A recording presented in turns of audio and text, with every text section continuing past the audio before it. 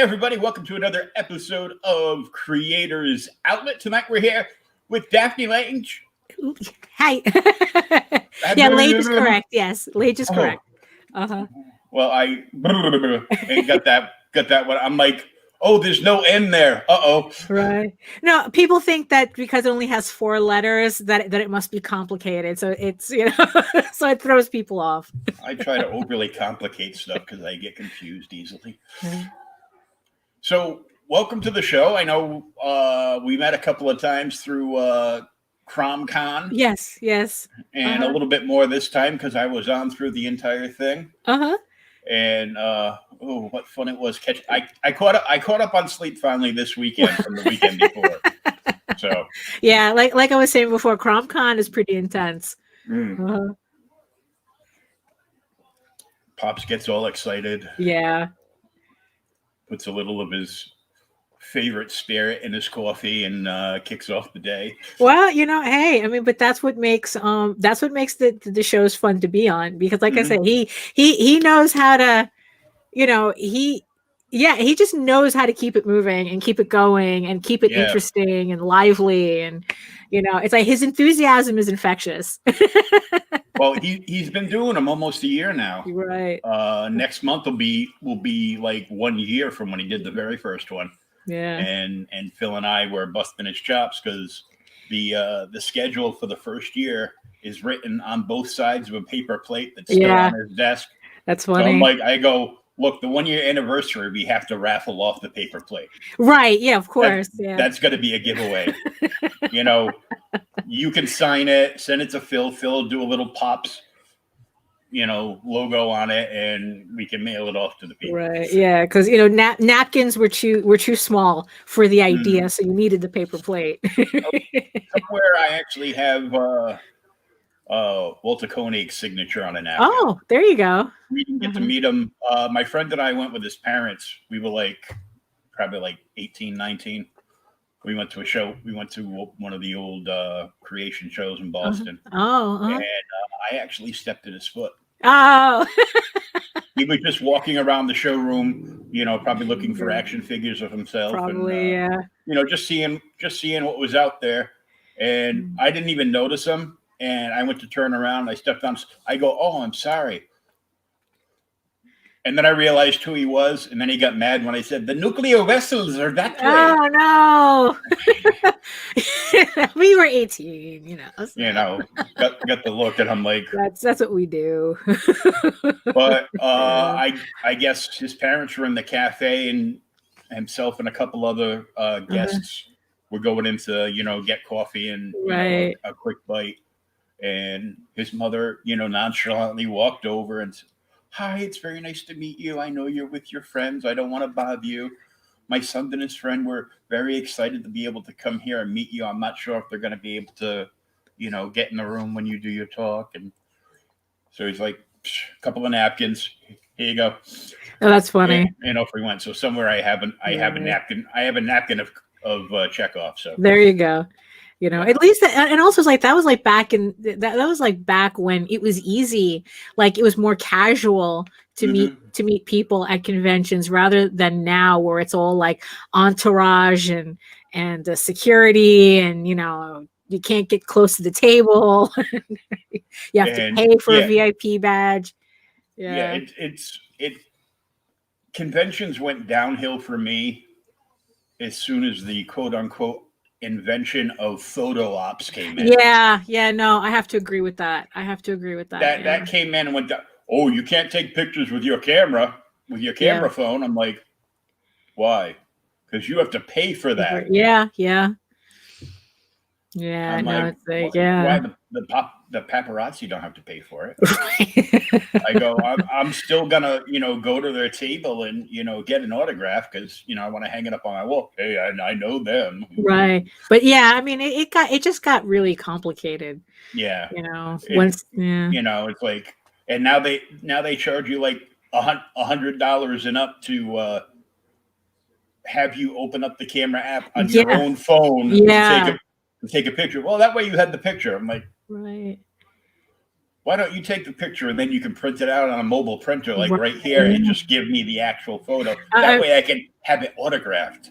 Yeah, I mean, there was one convention that we went to, and it was just like kind of like weird seeing people walking around with like VIP badges for William Shatner, and we knew for a fact that those badges were like $700 because you get like like the photo and like a 5-second meet and greet, and and an autograph or something, and it's like people walking around with like almost $1,000 worth of just a photo op around their neck. It's weird. Yeah. That's crazy. The best place to meet Bill Shatner is upstate New York at the official Star Trek set tour. Ah. That started with James Cawley, who is an actual Elvis performer. So everything he does and likes is the 60s. That's it. Oh, okay. Everything stopped at 1969. So I made it under the wire because that's what I came about. But he's, I'm a huge Star Trek fan too. So, but they were doing like the fan shows. And at one point he was playing Captain Kirk, and, friends of his on set would make fun of him, calling him Captain Elvis. Oh no. Because his real hair is done up like, classic, like early 60s Elvis. Oh, okay. Before the king got fat like me. Wow. And so that's what he looks like. But they ended up casting somebody else. But my friend and his girlfriend have been helpers on set for like years and years and years. Cool. Yeah. So they've seen the set tour, but when they volunteer and they go up there, they send them to like other parts where the tour, just touches on for like a minute, like like sick bay. Uh-huh. You stay here and make sure nobody wanders around and tries to like steal anything. Oh, right. I could imagine. Yeah. People taking like the little salt shakers for the. Yeah, people will. Yeah, they'll latch on to anything not nailed down. But yeah, Cawley is very, very good friends with a whole bunch of people that worked on the original series, and all the living members of the original series have actually been up there. And Shatner goes up there like 2 or 3 times a year.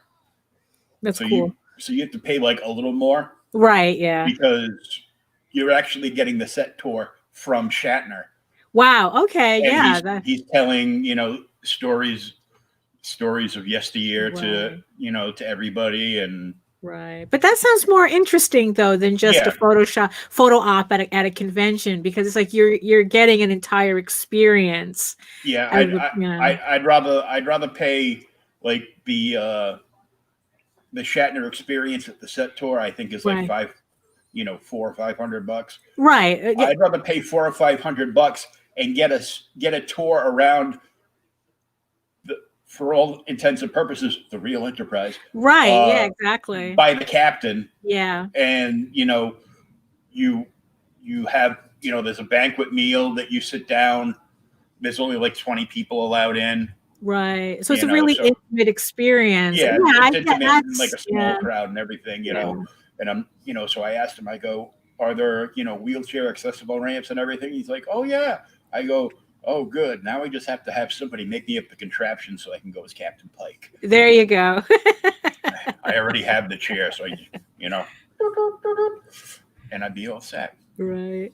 But enough about Star Trek and conventions of yesteryear. Let's talk about your Kickstarter. Oh, sure. Yes. Thank you. That's what we're here for. So, right. It only makes sense to me. You're right. So let's pull this up and take a look at Egoraven. Thank you. Ta-da! Yay!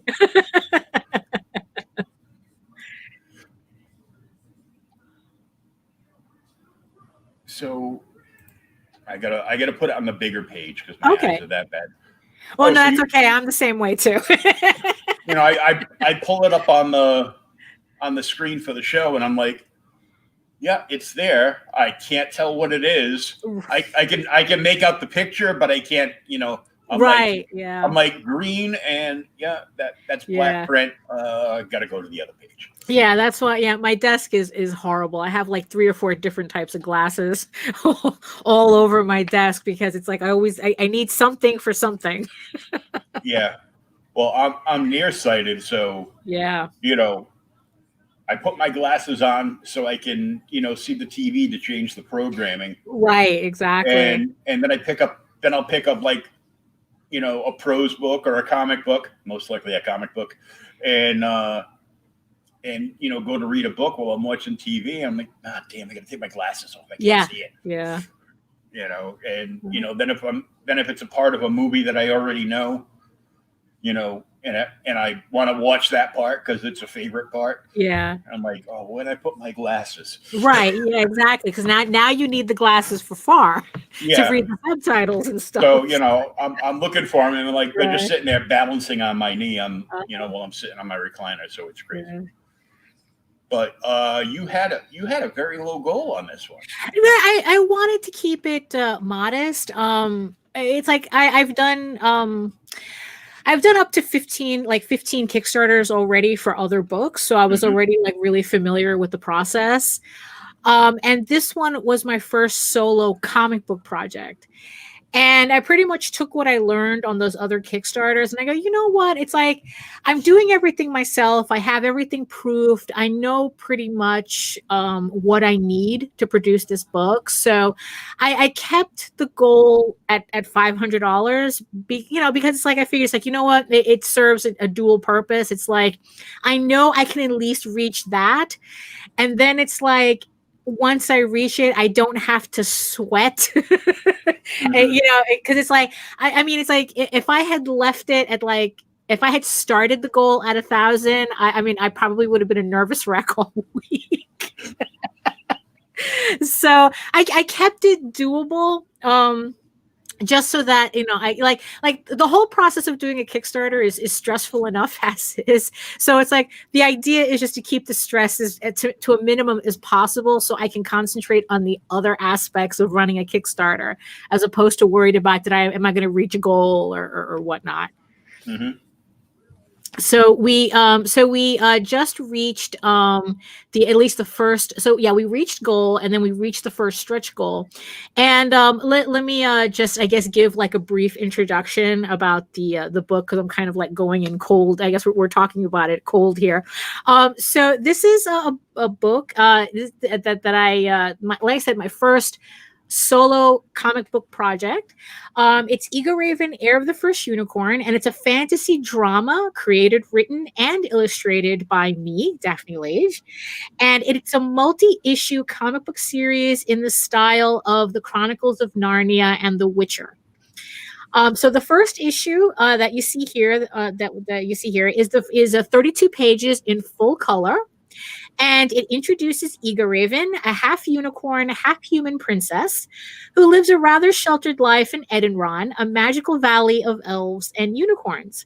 She is the firstborn of the unicorn king Alaric, and a human woman who through enchantment was turned into a unicorn herself. And although Egoraven is a princess, she's not really accepted by the elves and the unicorns either. So even though it's like she's literally, like heir to this kingdom, and nobody really digs it. so it kind of puts her in like a very weird position. Although, because of generational interbreeding with captured humans, the elves of this valley, specifically of this valley, have all but lost their own magic, and they depend on the unicorns to survive the world that they're in. So as a result, the royal family hope that an arranged marriage between Egoraven and the elf prince Rilian will strengthen the magic bond between them and the unicorns. But Prince Rilian has a whole other plan it's set in motion when he conspires with the Dragon Lords to overthrow his own ruling family so that he can gain direct control of the valley himself, but he kind of learns the hard way that dragons don't share. And as a result of this coup, I guess, Egoraven and her unicorn uncle Amadeo, they're exiled into the world of men where they've never been before, and now they have to learn to survive in the human world in order to like work their way back into somehow winning back their kingdom from the dragons. So that's pretty much the gist of the story that I have going on here. So this is the first issue. The series is complete. Not physically though, like the scripting. The script is complete. I have the first 5 issues actually complete, and I'm hoping that it will be no more than 15 issues total. So there is an actual ending to the story. So you have to go through the stress of Kickstarter 14 more times before the Yeah, I know. What a drag, right? It's like that's the hard part. or maybe 15 because you might want to wrap up with a bonus omnibus of the entire. Oh no, that's exactly the idea. So what it is like for 2021, I'm going to be offering up issues 1 through 4 as the year goes along. And then I want to start 2022 with a trade paperback of those 4 issues and then continue the series with every 4 issues having a trade. So yeah, there is going to be trades for this series. Yeah. Yeah, I'm a big trade hoarder myself. Yeah. Because I've been like a huge X-Men fan for a long time. Not so much as of recent, Well, when I looked over and go, you're gonna have a sword fighting 22-part crossover in like, what is there now, like 27 different X titles now. I'm like, yeah, it gets a little unwieldy, I would think. I'm like, look, I know Disney owns you, but quit milking the cow, would you? Right. I'm like, we don't need that many. I go, and we don't need that many Batman books either. And, right, exactly. When I was 3 years old, I remember the first time I saw the Adam West Burt Ward Batman on TV, and I was like, wow. And ever since then, but I'm like, yeah, we don't need, never needed more than Batman and Detective in the entire Bat family. The Bat family. You want to do Robin stories? Well, do like they did in the 70s. Make it a backup story. Right. Yeah. And you see, that's the funny thing, because it's like when I was talking to Pops about this project, he actually kind of brought up the fact that he didn't like the fact that there was an ending to this story. It's like, no, I want it to keep going. And it's like, no, I think it's important for the story to at least have an ending. So that it doesn't feel like it's dragging on. Like I told him that it's like I do plan on doing like side stories, but as their own things and probably as like add-ons or something to the Kickstarters.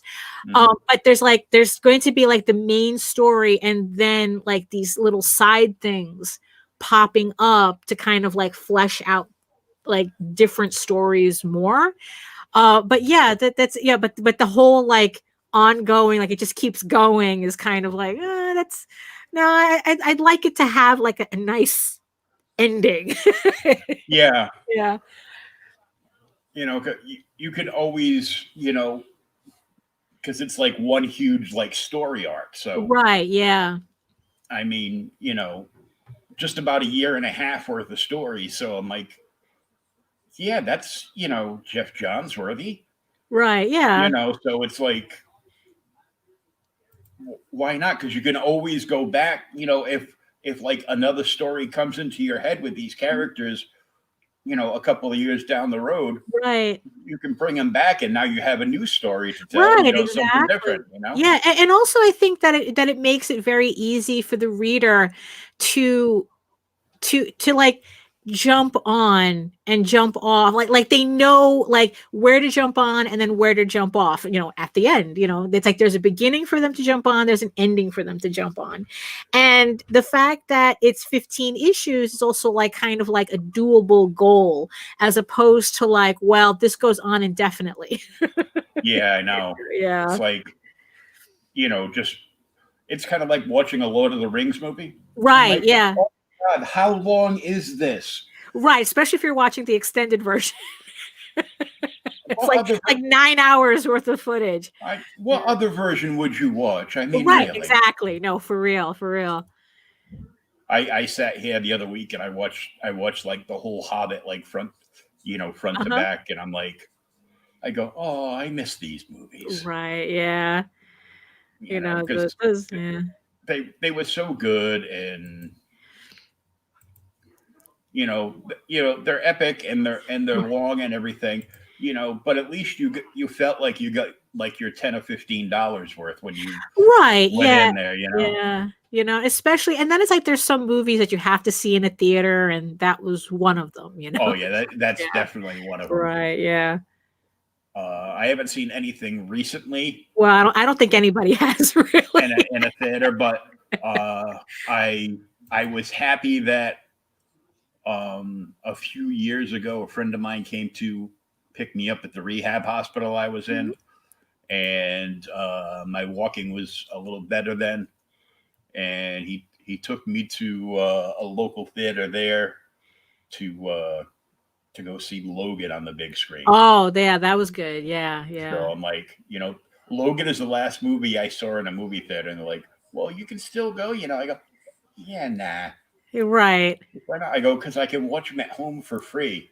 Right. Yeah, exactly. Now it's like a completely different experience. And I upgraded because somebody gave me a 50-inch TV. So there you go. Right. I went from like, a 12-inch, Roku TV, which was fine in my last apartment because the farthest my chair could be from the TV was, I think, maybe 5 feet. Oh, okay. I go, okay. I still had to put my glasses on to see the screen. Well, but, yeah. Always. You gotta go with the flow. But it was fine because it was a tiny little apartment. Now I had this huge loft surrounded by boxes, so I look like a warehouse because my entire life just was in storage at my good friend's house. Okay. So now you're getting everything back for like 5 years. So yeah. I got all my comics back, my toys, collectibles. My mother passed back in 2012, so I'm unboxing stuff of hers and photo albums, and so I took a trip back to the 70s earlier today. And I'm like, there you go. Oh, good times. Yeah, and finding stuff with my my grandparents, my great grandparents, and stuff. And finding my daughter's stuff, and she's a teenager now, so everything I do, I say is stupid. So I'm like, okay. I go, bye. They get to that age, and Oh, the age where we knew everything. Yeah, exactly. And then we hit around 35 before you go, oh man. Yeah, no, for real. That's exactly what happens. It's like, what was I thinking? Like, Mom. Yeah. I'm sorry. Yeah, sorry about that. It was, you were right. It was a about thing. What? About everything. Yeah. Yeah, for real. That's exactly how it happens. I'm like, oh. So I just share this out to like about 15 different comic related. Oh, that's cool. That's cool. Thank you. Rooms, and I want to let my listeners over on ageofradio.org know that if they want to see anything that we're showing off tonight, they can just head over to the Creators Outlet on YouTube and watch the entire video version there. Yeah. So there you go. Thank you.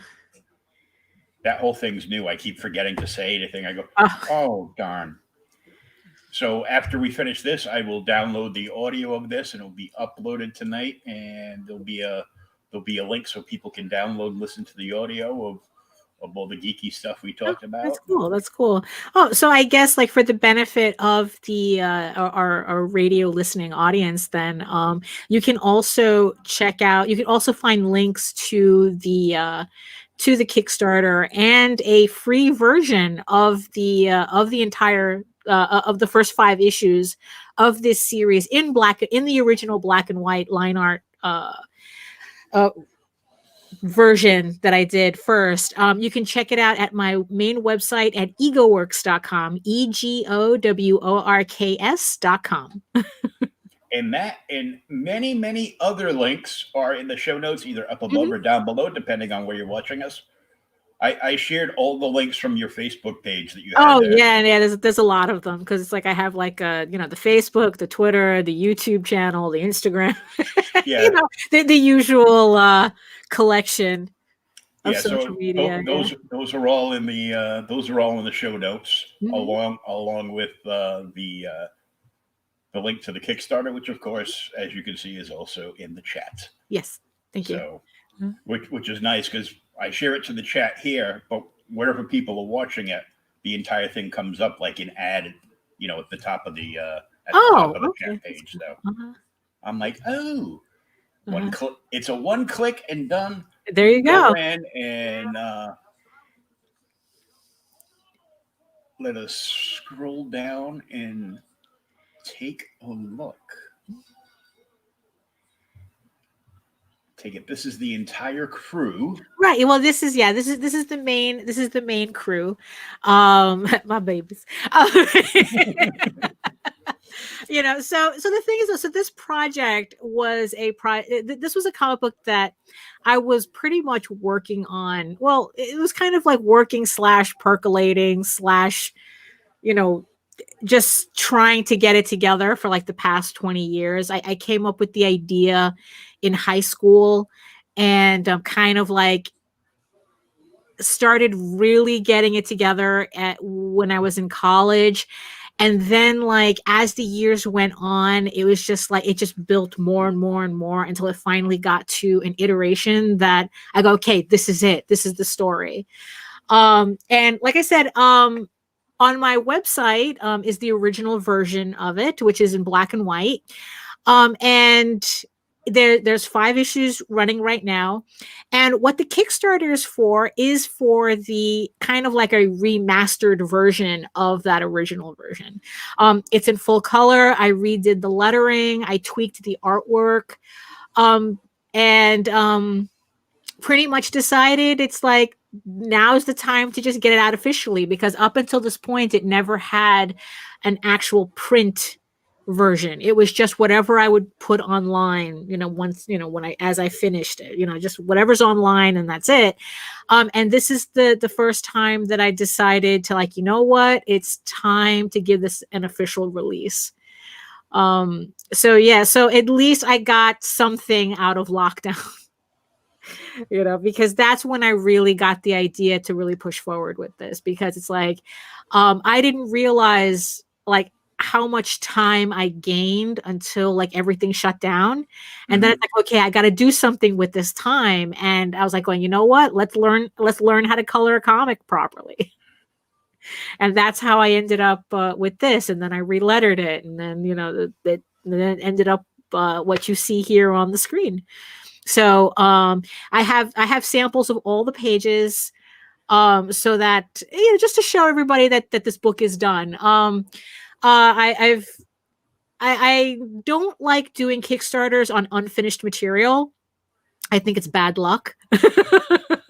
So the book is done. It's ready to go. So it's like I had it proofed already. I have my printer proofs, and and I was able to like fix it up and whatnot. So the second the Kickstarter's done, I'm running a 21-day Indiegogo for everybody who prefers that platform, because I know that there are people who it's like, for whatever reason or another, they don't like Kickstarter, but they prefer Indiegogo. So I'm doing that. And then like the second that Indiegogo is finished, I have files ready to go to the printer. So by around like mid-March is when everybody should be expecting their books. because it's like I said, I think it's bad luck to have an unfinished project, Yeah. So Roland Man's like that too. He won't announce a book yeah, unless it is like 100% complete. right, yeah, And then at that point, the money from the Kickstarter pays to have the book made, along with like all the any goodies that come along with right, it, yeah, stretch exactly, goals, yeah, and then there's money to flip towards the next book hmm, or the next project. right, And yeah. I'm like, well, that's a good idea. Yeah, well, yeah, it's like I mean, you would think that more people would understand that. I Yeah, guess it's like, well, here's the concept drawing, and as long as we get all your money, right, we might actually make this book. No, no, no, no, no. The script has to be done, right, yeah, at least, and you should at least have all the artwork done, right, and at least halfway done from the inker and on the way to the colorist. hmm. And if it's Phil, you better start like 6 months early, because Well, he's hey, he's all backed up now because he finally got his computer working again. So yeah, no, I just purchased a new computer myself. I won't get it till the end of the month, but I'm very excited about it. Because it'll definitely improve my what do they call it, my process, my flow process, or whatever. the workflow. The workflow, that's it. I'm trying to think. I'm like, what's that called? Yeah, exactly. Yeah. I work for myself. I don't have deadlines.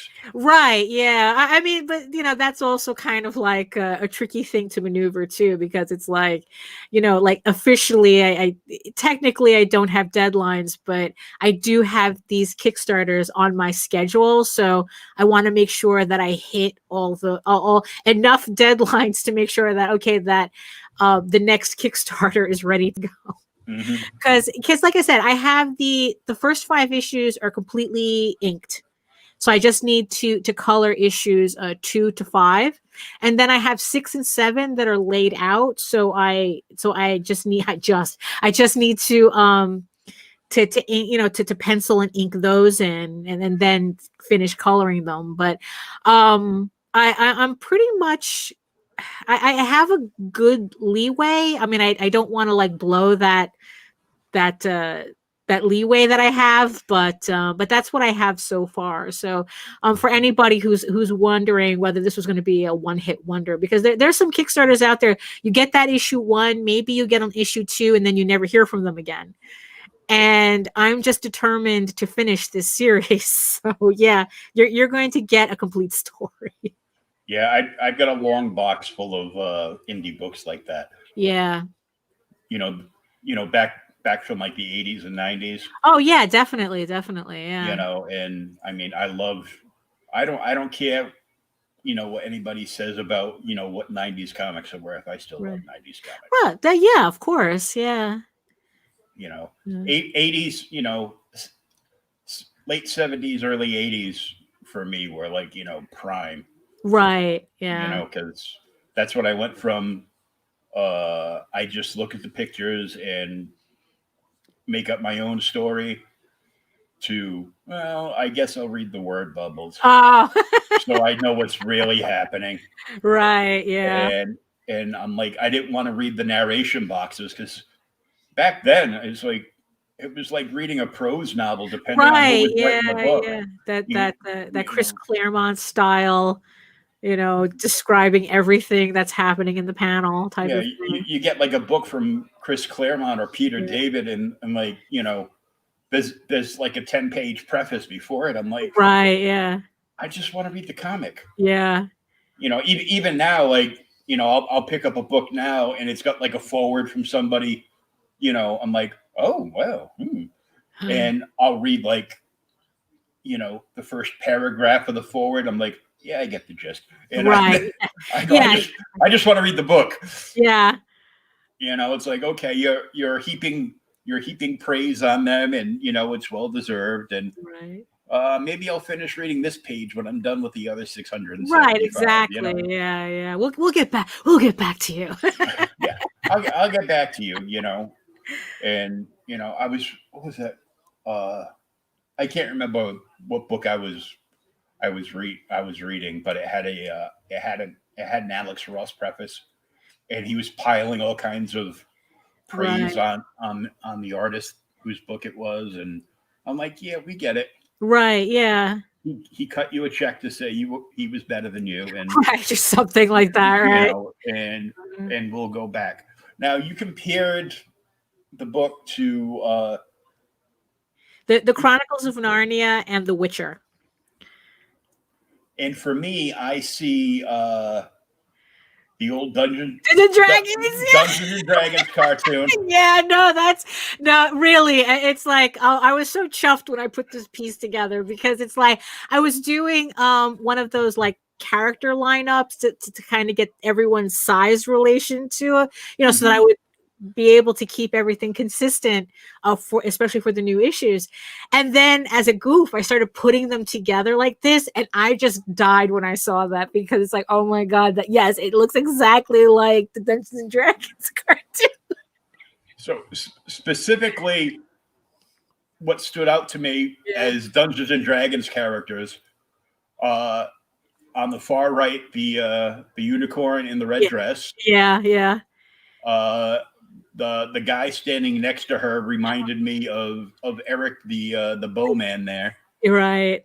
I still want a bow that can do that. And the guy kind of like centered with the with the brown tones on. Right, yeah. Reminds me of the paladin. And then your princess reminds me kind of the Goofy Wizard, probably because they're wearing the same colors. Yeah, probably. Yeah, but that's all good. that all works for me. And I see a little bit of the Rankin Bass last unicorn too. Yeah, no, it's a huge, it's like it's a huge influence. I mean, it's like in the end, the Chronicles of Narnia and Witcher is more like thematic in terms of the story, but like visually though, it's like, it's the Dungeons and Dragons cartoon, it's the Last Unicorn, it's Elf Quest, it's the Dragon Slayer movie. It's a lot of these different influences. I mean, we were speaking about Chris Claremont. He did a book called The Black Dragon that was a huge influence. Let's see, there was another book, what was his name? Mark Smiley, I think. I don't remember. He did a book called Artesia. That was a huge influence. It's like it's a lot more influences than I guess that I'm letting on as a descriptor, but it's like if I really listed everything, that'd be half the description. Yeah, it'd be like 2 paragraphs. Right. These are all this is what I was thinking of when I was making this. Yeah, exactly. But it's like it's it's a lot going on thematically and everything. So Dungeons. That's exactly the vibe I was trying. I was like, I accidentally got that vibe, and I'm like, good with it.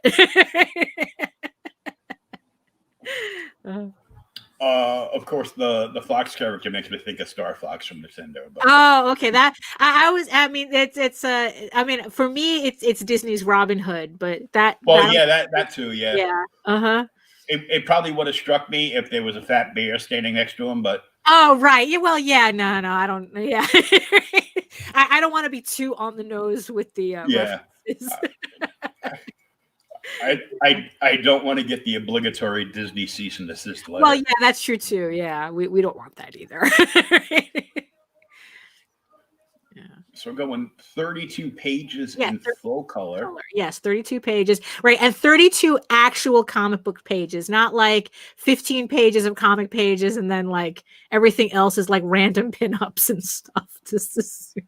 This is a full story. I mean, I'm not. I don't want to sound like I'm throwing shade at anybody. That's it's just when I just want to make it clear. It's like, yes, you're getting 32 full comic book pages in this book. Yeah, 32 complete story pages. Yeah. Mm-hmm. And I'm thinking, who would freak out at this paneling? And the first person that comes to mind is Brian Silverbacks, because he hates panels. Oh well, that's I guess to each his own. I guess. I mean, it's like yeah, he's doing plotting and for his universe now, and strictly doing covers. Oh, okay. But he did one in Travis's book, the Cthulhu invades Oz. Oh, right. Yeah, yeah. Uh-huh. Danny Morales from the collective down in Florida wrote like a one-page story in it, and Brian agreed to do the art, and he sent him like 9 panels. Right. And Brian freaked out. You got to cut this down, dude. This is way too right. Yeah, no, a one-page story is very hard to do. Yeah. You think that it's not a lot of work, but it's like it's actually more work because you're like, oh, well, I have to tell this whole story in like one page. I mean, I just recently did like an 8-page short story for an anthology, and that probably had to be like the hardest layouts I had to do. Because yeah, it's like all of a sudden it's like you're finding yourself in a very limited space, and you still have to make your artwork readable, as storytelling before you even put the lettering down. So so it's tricky. It's tricky. It's like less pages does not mean less time or less anything. No, it's usually double the time, because you can get a story that'll flow in your mind, and you're like, nope, too long. Right. Yeah, exactly. Yeah. Throw that script away, get it, think of another one. And it just, the best thing I can think of for anybody that is going to be doing like, a one-page story or like a short story in an anthology is go to Instagram, look up 3-Panel Crimes, and study all his work, because he does the entire thing in 3 bloody panels. Right. Yeah. It is definitely a learned skill. Yeah. And he does like amazing stuff, and he's got like, people just want to do it. So they come in, they offer, it's 3 panels. Right. And they, from start to finish, and they get it done. And some of them are, make you think hard, and others are just hilarious. Right. Yeah. Yeah. The first one that I remember was like at the beginning of the pandemic. It was like, first panel was like a box truck driving down the street, and kind of like this shady guy like peeking out. Next panel was the back of the truck open, and the guy was stealing toilet paper. Oh no. And the third panel, he was assuming the position at the back of a cop car. Oh no. I'm like, ha. Must have been from Florida. Yeah, probably. Yeah. We have all kinds of praise from. Yeah. No, there was a lot of kind people who served as like beta readers and reviewers for the book. So I planned for everything for this Kickstarter.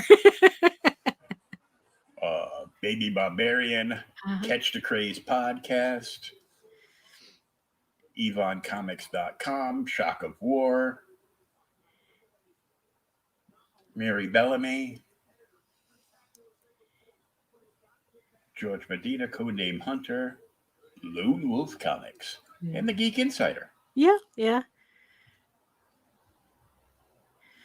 So these are so these are now the different rewards that you get. I have a PDF only tier, for people who prefer it that way. I mean, me personally, I can't even read on the screen. So for those of you who can do that, I have something for you.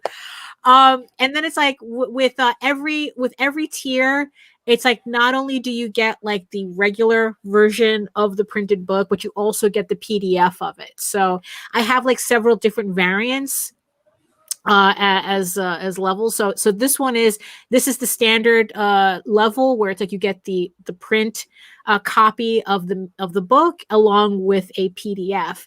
And the thing is though, because we reached the $1,000 goal, everyone who supports the campaign also gets another PDF of a prequel story that I did to this series. So you're actually getting like you're getting a prequel and the story. So you're getting a good amount of story with Good amount of reading material. yeah, exactly. Yeah. Now, So is the prequel in black and white or color? well, the prequel is in black and white. It's an illustrated prose story. Oh, okay. Right. So it's actually a completely different format to the comic. Yeah, so this is also what I was talking to Pops about, where it's like, like it's like not everything can be a comic, but prose is something that I'm also playing around with as a format. So, and this is one of the first ones that I did, because a picture may be worth 1,000 words, but sometimes writing 1,000 words takes less time than drawing the picture. Yeah. So yeah. So you're going to get a lot of reading material with your support. I bought a book like that and didn't realize it was a book like that. I have still not read that book, but this year I'm sure I will find the time to read that there book. You go. Because Sure. I got all my stuff back now. And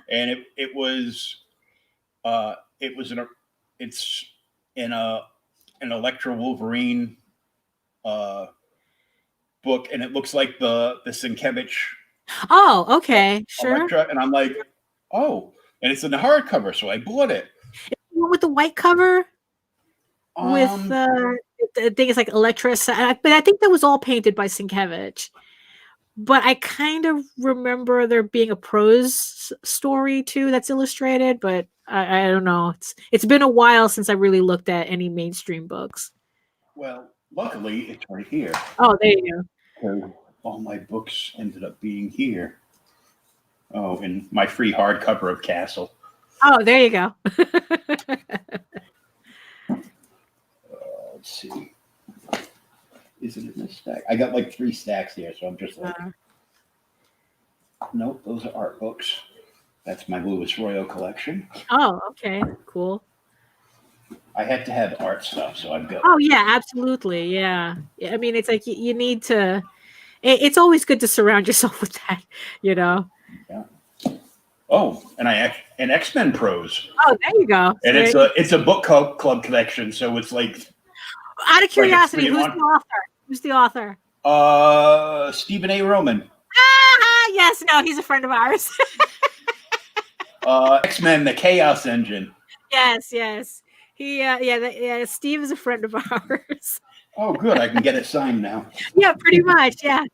Yeah. It's like, I guess it's like once we're able to touch people again, it's like we can get that signed for you. And of course, because I'm a huge Joker fan, I have the hardcover of Azrael's Joker. Here it is. Oh, of course, towards the bottom of the middle stack. Why? Because it's always in the last place. Well, absolutely, yeah. Yeah, this is Electra and Wolverine, the Redeemer. Okay. It's not Sienkiewicz though. Oh, okay. I thought it was. It's Oh, you muted out.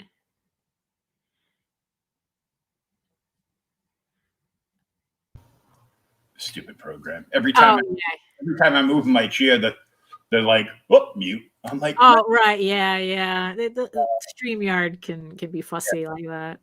The artist is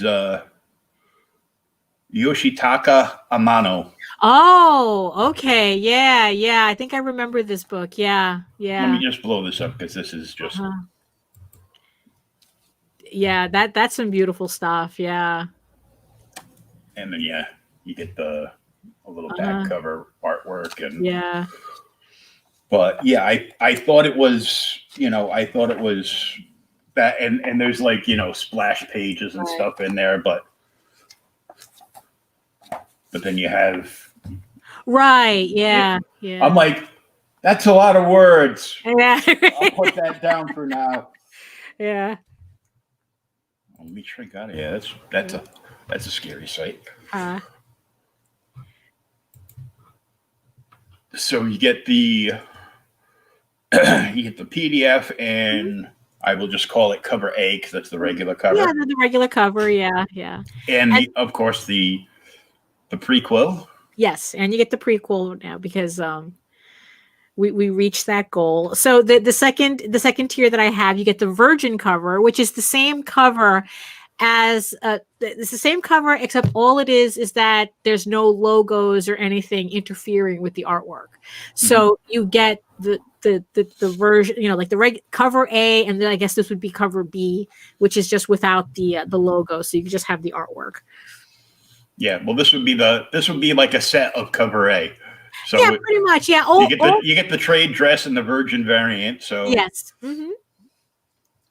And hard copy. I thought it said hardcover. I'm like, right? No, we're not at that. Yeah. I'm like, where's the hardcover? Yeah, no, we're not at that yet. I mean, I would like to be able to make hardcovers of the trades, but we'll see how those do. Right. So this one, this is the, unfortunately, I forgot to bring my samples, but this one, so this is the silver variant. And what it is that it's the line art of the cover printed on silver foil. Oh. Yeah, I should have thought to bring my samples down, but I thought it was, when I first looked at it, I go, all I thought in the back of my head is like, ooh, a coloring book. Yeah, no, it's in silver though. It's a really nice silver cover, silver foil cover with the line art on it. Oh, cool. Nice. Yeah, and then the next one is, I think, my favorite version of the book. It's a hollow foil cover, and it's very shiny. I mean, it's like, I'm completely excited with this version. So you get the regular version, you get the PDF, and you get the hollow foil cover. So the hollow foil one would be the one front row center on your table at a show. Oh, absolutely, yeah, because the light to catch all us ADHD kids. Yeah, exactly. At the con, be like, ooh, shiny. Exactly. And the funny thing is that the next tier that I have is called All the Shinies.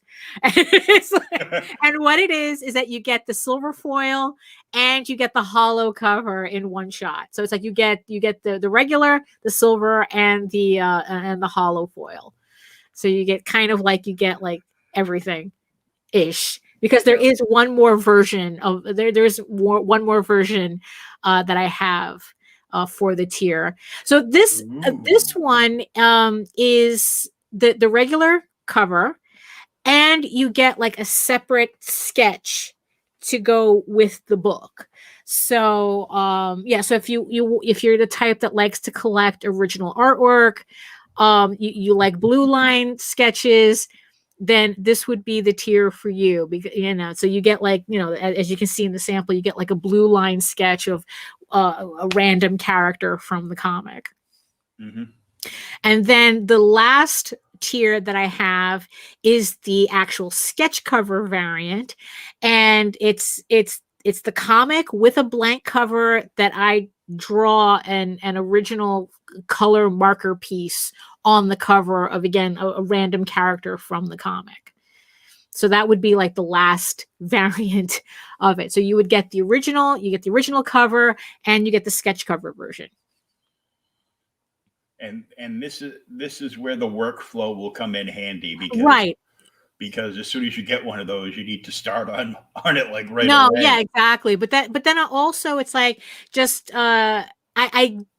the sketch variant, the sketch and the sketch cover variant, they're the last ones to ship out because they take longer than everything else. So once like the main books go out, these would go out 2 weeks later because obviously they take a little bit longer. They're hand drawn, so they take a little bit longer to produce. But the way everything's looking, it's like even with the Indiegogo and whatnot, while everyone else will probably get the main books by the middle of March, if you get the sketch cover, most likely you get them at the end of March. Yeah, so like a couple of, leeway of a couple of weeks to nothing ridiculous. Yeah. Yeah, you have to draw it, and you have to ink it up a little bit, right? And then, exactly. Yeah.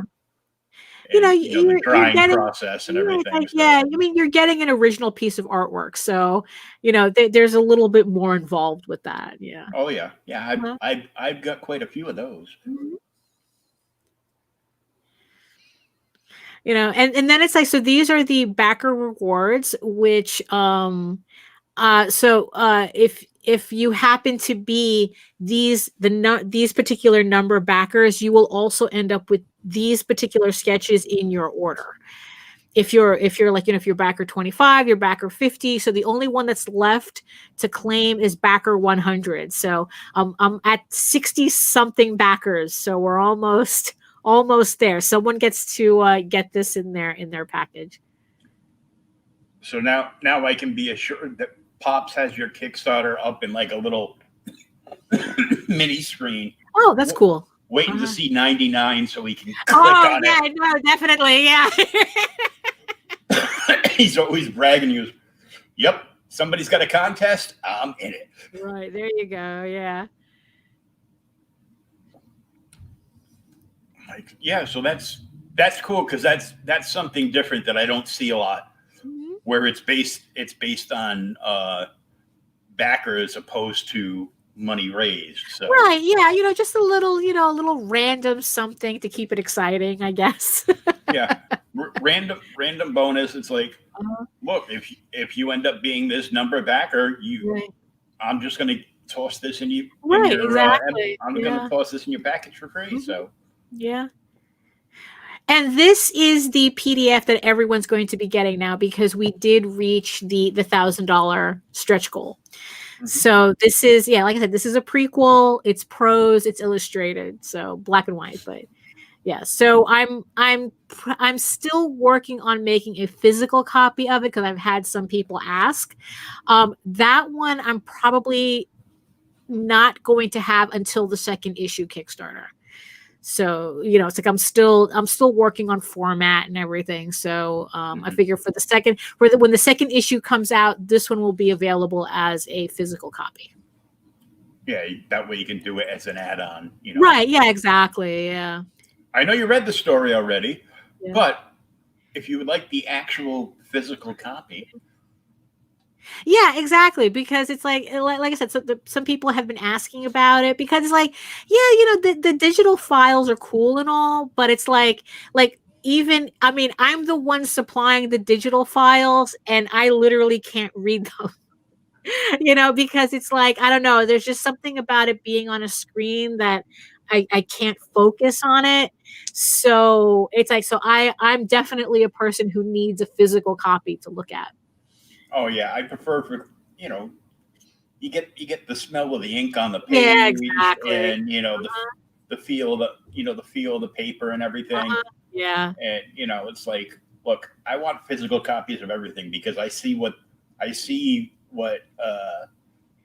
certain people are, certain places are doing now. Yeah.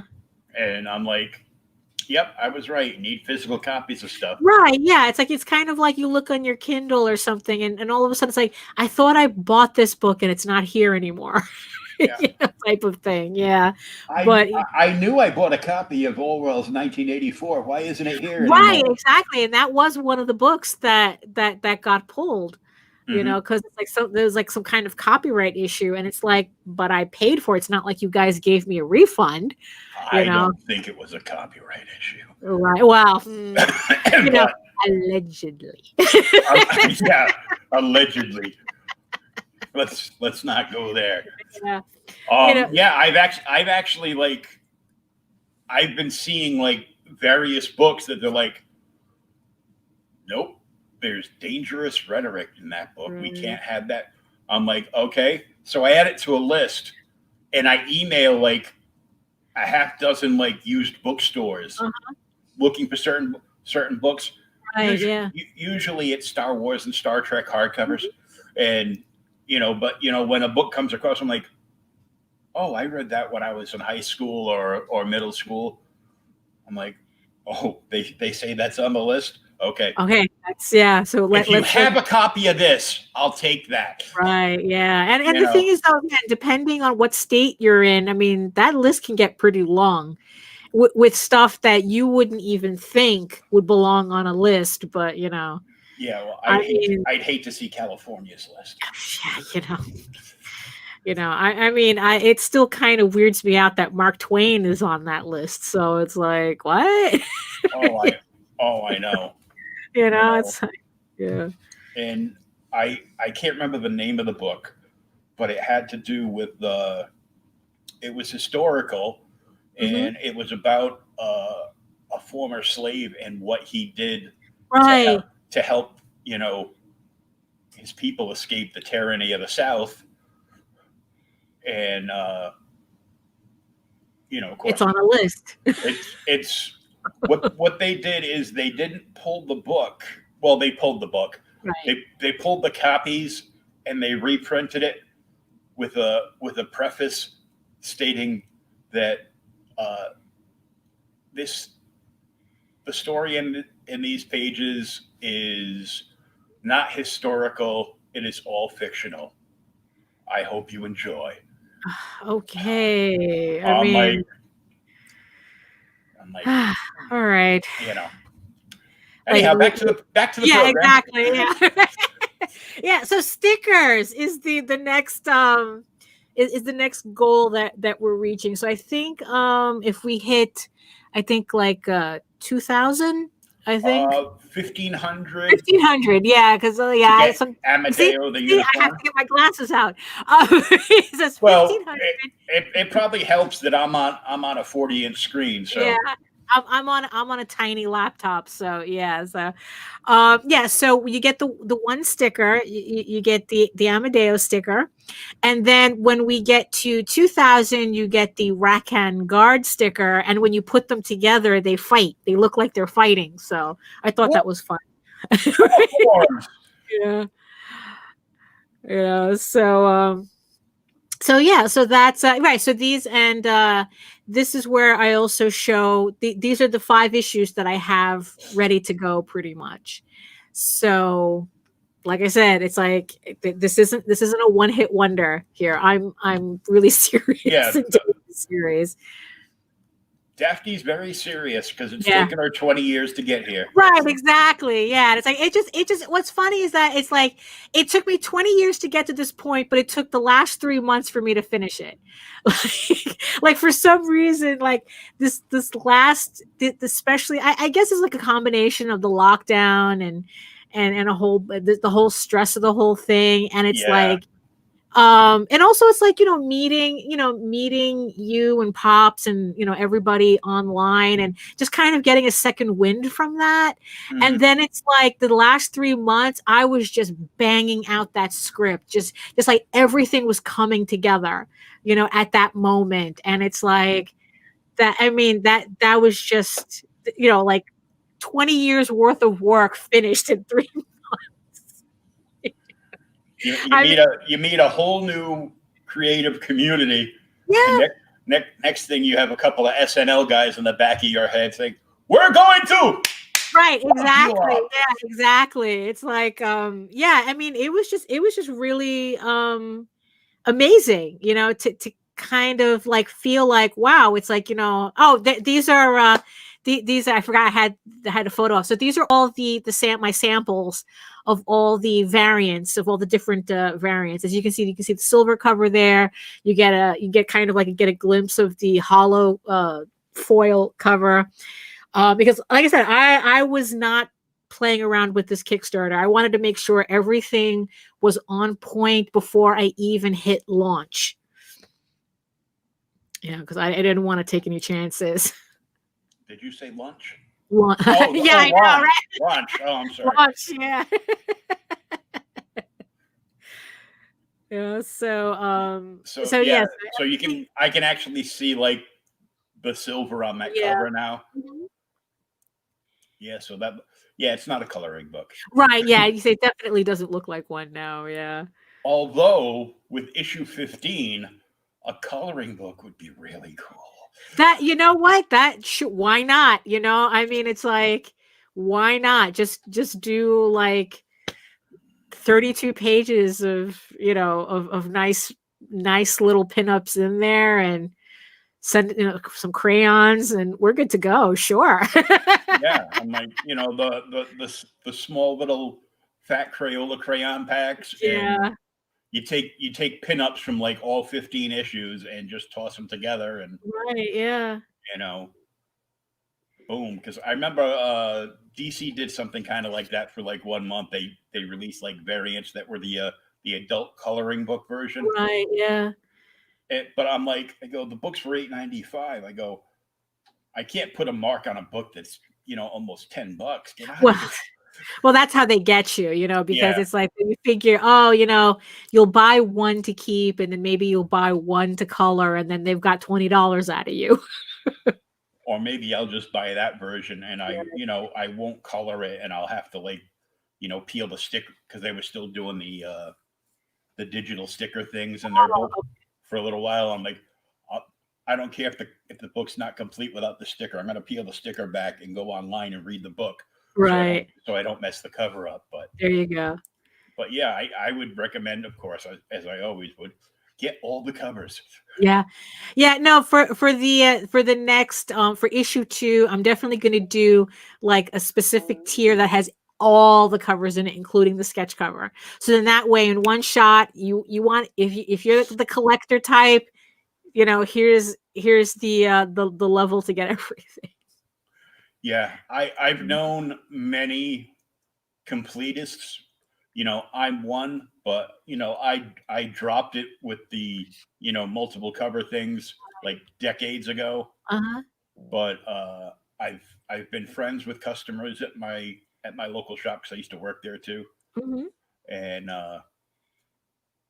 I think Dynamite broke them, and they just quit, because it's like, I gotta track down 15 different covers. Right. Yeah. You know, and You it's know, like, didn't Star Wars do like 100 covers or something? I mean, yeah, and then they released something else that did even more than that. right. And you know, that, and you know, all the Comic-Con dealers, you know, Right. all the big dealers that, you know, pass themselves off as you know, comic stores. And I'm like, you don't even have a brick and mortar, you're not a comic shop. Right. Yeah. It's not like anybody could just go and, You know, so they put their name down there, you know, and you get places, you know, like Scorpion and a whole bunch of other ones like that, you know, every month they're getting like, you know, 2 or 3, you know, exclusive right. short print run, you know, Mm-hmm. covers. It's like, look, I already know how much, you know, the company charged you. Right. I know how much these cost. Yeah. And we already know you're going to sell through on this because it's Deadpool. Right. Exactly. There's no way that particular book right there costs $75. Right. Exactly. Yeah. Uh, Yeah. Yeah. you know, you understand some of the prices with Kickstarters and Indiegogos, because you know they are short print runs, and Right. Yeah. you know, you're looking at a you're not looking at like a publisher that's got, you know, stacks in the bank to, you know, pay all the talent and the printing costs. Right. Yeah. You know, you gotta dig out of pocket yourself, and you know, at least with this, all you have to do is pay yourself. So Right. Yeah. Exactly. I mean, you know, so which allowed that's the thing that allowed me to have like the modest goal. And I've had people comment that it's like, oh, it's like, even your comics are reasonably priced, because it's like, yeah, it's pretty much, I think the first one's like $10, and then it's like $3 for shipping. And I found that kind of weird, because it's like, $10 for a comic is still, a lot of money comparatively. But yeah, it's like, it's like, yeah, this is all, we're going to be printing, I'm going to be printing these books pretty much close to the actual order. So it's not like I'm going to have, yeah, it's not like you're going to have a basement full of them, like with the retailers. So, and the shipping I tried to keep reasonable too, because like, I mean, I've seen some Kickstarters where similar books, I mean, you're spending $30 for the first issue. So it's like, oh. Yeah, it's like, $20 for the, 20 to $25 for the book, and like another, $5 to $10 for shipping. Right. Yeah, exactly. And we're not even talking internationals yet. Yeah, I know. Yeah. I Yeah. know some books like Connor Battelle, I bought like the last 2 issues of his of his 3-part samurai book, Mhm. and he's out in Alaska, Oh, and shipping from Alaska to the mainland is like us shipping to Canada. right. I could imagine. Yeah, because it For has to some go. reason. So, Yeah. um, within Alaska, he prints them, local, and either hands them out or ships them out to the towns or whatever there. But stateside, he goes through, and I can't remember the name of the place, but it's a service company down in Florida has a print on demand service. Okay. So you can list your book there, and it goes whatever you want to get, and they charge you like a percentage Right. Okay. for the listing. Oh, So is it like Glam or something? yeah, something like that. It's like, yeah, because they do the printing, and then they have like this separate thing where they could sell the book online or something. I think it might be. Well, I know Kablam does that. Yeah, I think it is Kablam, because they list the book, so you can buy it, like you can buy the digital download. Right. But if you want the physical copy, you click on the next box below, and they ship it out. Right. Yeah. So yeah, I'm sure that makes it a lot easier for him, because yeah, I could imagine Alaska is kind of Yeah. Well, another creator I knew, I talked to before up in Canada, does the same thing, because who wants to pay $25 shipping? Right. Yeah. That makes it difficult. I mean, that's I guess that's why PDFs are popular. But yeah, the $25 for shipping is yeah, you save it for the big stuff. It's You like, save that for trades or yeah, I'm like, I don't want you to ship me. I right. just want you to ship this little comic book. Yeah. Exactly. Like, Yeah. it's like, I'm not paying you $25. I know in some of the eastern parts of Canada, there's a company that a trucking company, like a shipping company there, and they go back and forth between Oh, I think Canada chit and the chat. US. Yeah. Yeah, chit chats. Yeah, I've And heard some people use they them. Yeah. they load up their trucks, they drive up with, and everything's all packed up, and they drive over the border, and they go to a New York post office, Right. pull up to the dock, and goes, yeah, we need to mail these 3,000 Gemini mailers, thank you very much. Mhm. And it's all done, and they pay a premium to them, so it still costs them, like Right. Yeah. 70% less than it would to ship regularly. Oh no, yeah, definitely. Yeah. So let's see. Uh-huh. We have $5 for the PDF, Mhm. $10 for physical and a PDF. Yes. Yeah. Now I tell this on everybody's show the first time. One of the first people that I did interviews, and it wasn't video back then, it was still me typing it out. was with Graham Nolan for when he launched the Shadoo. Oh, okay. And somehow Graham changed this, pledged $10 or more to, it was still $10, but instead of whatever text you put down here, like Evergreen #1 hard copy, it was like his $10 was just the donation $10. Oh yeah, I've seen people do that. Yeah, yeah. He put in $10, buy Grandma beer. Yeah. I've seen people do that. That's like, even though there's already like a donate button there already, but I guess it's like that I guess it just makes it easier for people to just donate a certain amount and call it a day. Mm-hmm. Yeah. And it, that cracked me up. And Yeah.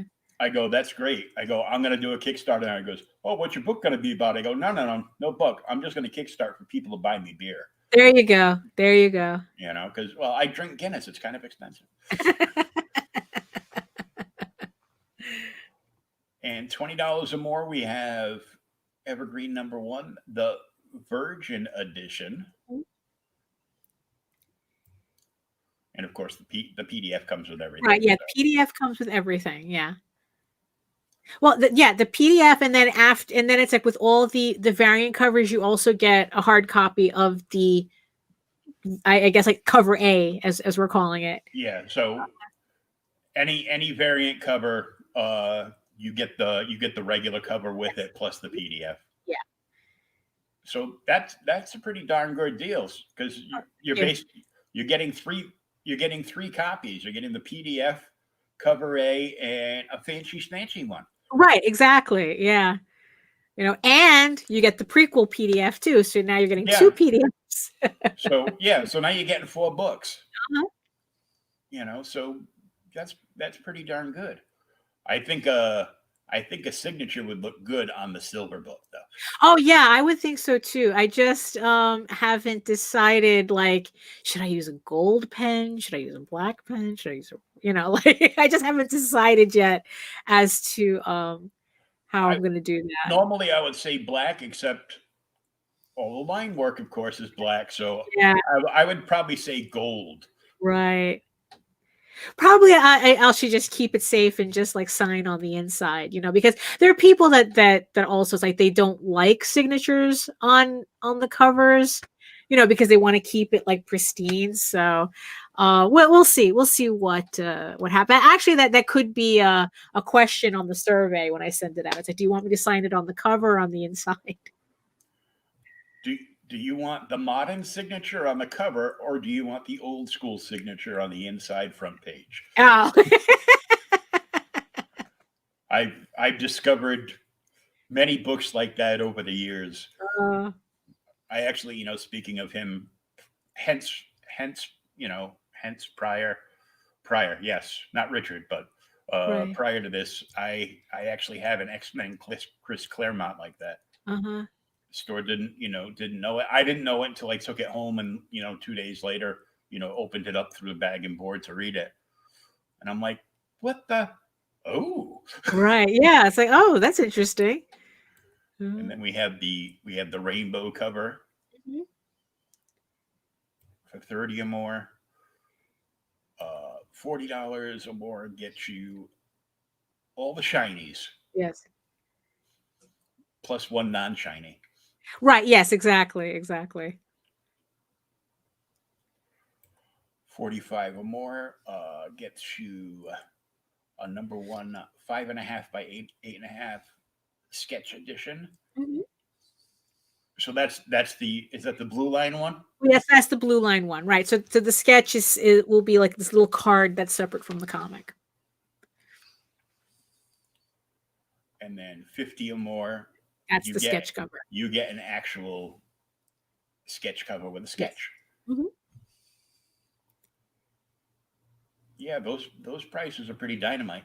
Oh, thank you. Yeah, like I said, it's like I've kind of done enough of these to kind of get a feel as to what people like, and like because like Kickstarter, and even Indiegogo, it's like it's not walking into your local comic shop and getting a book for $5.95 or whatever they go for now. It's like this is these are all specialty items, so the prices kind of reflect that. But like I said, it's like I didn't want to end up with a $20 comic plus another $10 for shipping. I mean,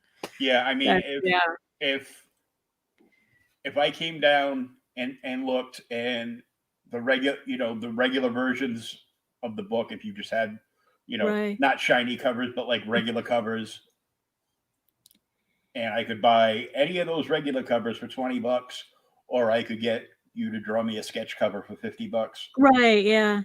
I'm like, well, once you get past $20, the wallet's open and money's flying out. So right, yeah, so at least I kind of have options for everybody. And you're only doing 5 of the sketch cover edition. Yeah, or else I'm going to end up spending a lot longer than 2 weeks doing them. I'm sorry I'm late. Yeah, exactly. I promise you'll all have yours by the end of the year. Yeah, no, I didn't want January. Well, 75 people ordered them. Right, exactly. It's like that's something that gotta have to consider too. Because I don't want people waiting a year for a book they ordered in January. So yeah, because you have to wait until the books are printed before you can start on the covers. So right, yeah, but luckily the printer that I have is pretty quick, so I'm not expecting too much of a delay. Like I said, it's like everyone should be getting their books in March as scheduled. So that, of course, is good news. Mm-hmm.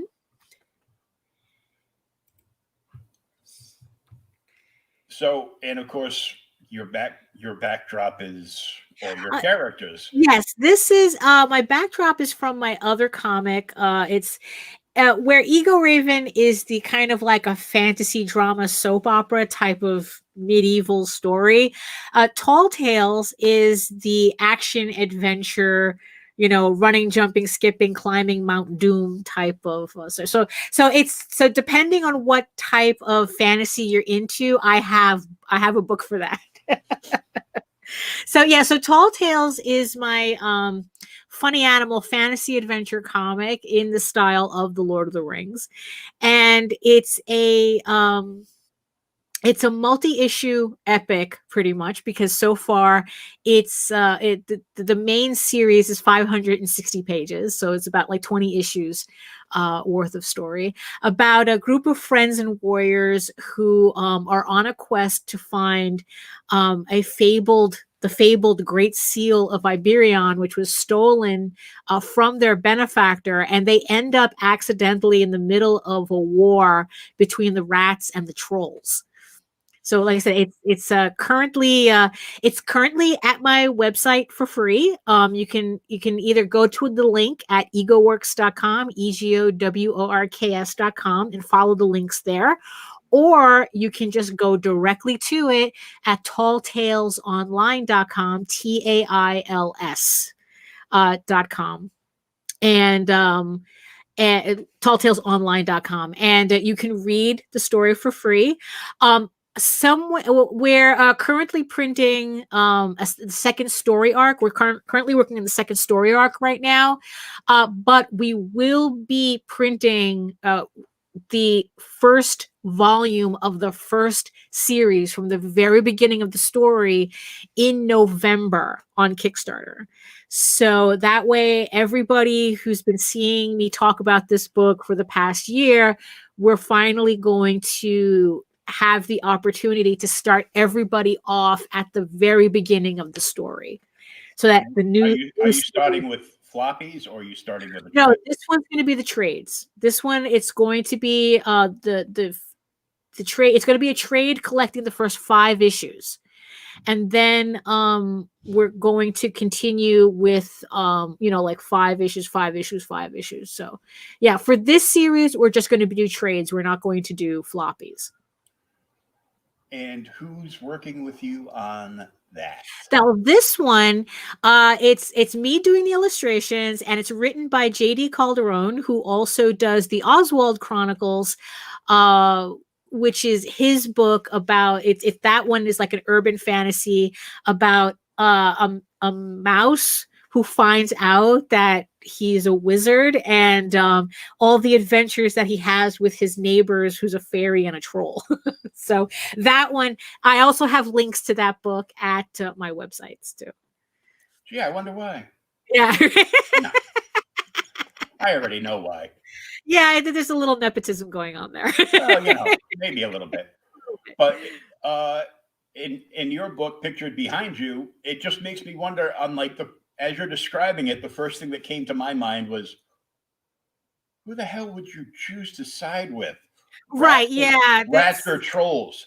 Yeah, exactly. Yeah. I'm like, kill them both and be done with it, man. Well, that's what some people are trying to do in this story. Just, it's like, you know what? We're not picking sides. We're just going to try to wipe everybody out. We want a straight path through. Just kill everything. Right, pretty much. Yeah, it's like I said, it's that type of story. It's like if Don Bluth and Peter Jackson decided to do a movie together. I would watch that in a heartbeat. Ha. Now, you've been at this since high school, apparently. Yeah. So you must have just graduated last year. Yeah, specifically, I've been self-publishing comics since 1997. So if that gives, so yeah, I definitely have been I've been doing this for a while. Just a few years. Just a few years, yeah. 20 years ago was not the 80s. 10 years ago was not the 80s. Oh. I'm just like, yeah. And I have like younger cousins, and like we'll like chat on screen like this, but when I see them, I'm still seeing like the little girls we would see when we were going to church. Yeah. I'm like, don't stay up past your bedtime. Right, exactly. I mean, what's funny is like I'm at that age where I can't stay up past my bedtime anymore either. Oh,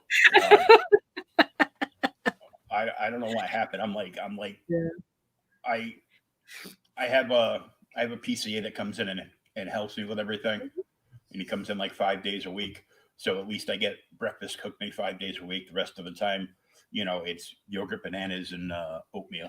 Right, there you go. And lots of coffee. Yeah. But so he came in, made breakfast, got my mail, and talked to me for a little bit. Mm-hmm. And he had to go on to his next client. I finished. Oh no! I went to a doctor's appointment today. That's what happened after breakfast.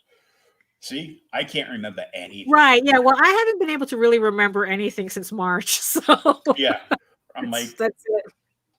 I was thinking that was like the day before, and I'm like, no, that was today. Right. I'm like, oh, it's because I took too many naps. So well, we got back. I finished this mug of coffee while I was watching TV. Fell asleep. I wake up. It's like 3:30 in the afternoon. I go, well, I guess I should have lunch or something now. Right. Yeah. So get up, have lunch. Took another nap. Woke up about 6:30. I'm like, I should probably stop prepping for the show. Right. Yeah. Like came over, started up the computer, got everything set up, and I'm like, oh, I need coffee. Mm-hmm. And I look at the clock. I go, oh, it's 10 minutes of 8. I better get going. Right. Yeah. So from reading your Facebook page, it also said you were a cartoonist. Now, is this what you consider cartooning, which is your animal books, or did you do like comic strips in the past? Mostly just it's like when I call myself a cartoonist, it's more like a stylistic descriptor. So this I would consider my cartooning. Um, I'm of the like kind of like the school of like not ultra realistic artwork. That there's like, yeah, that they're just not realistic at all. You know?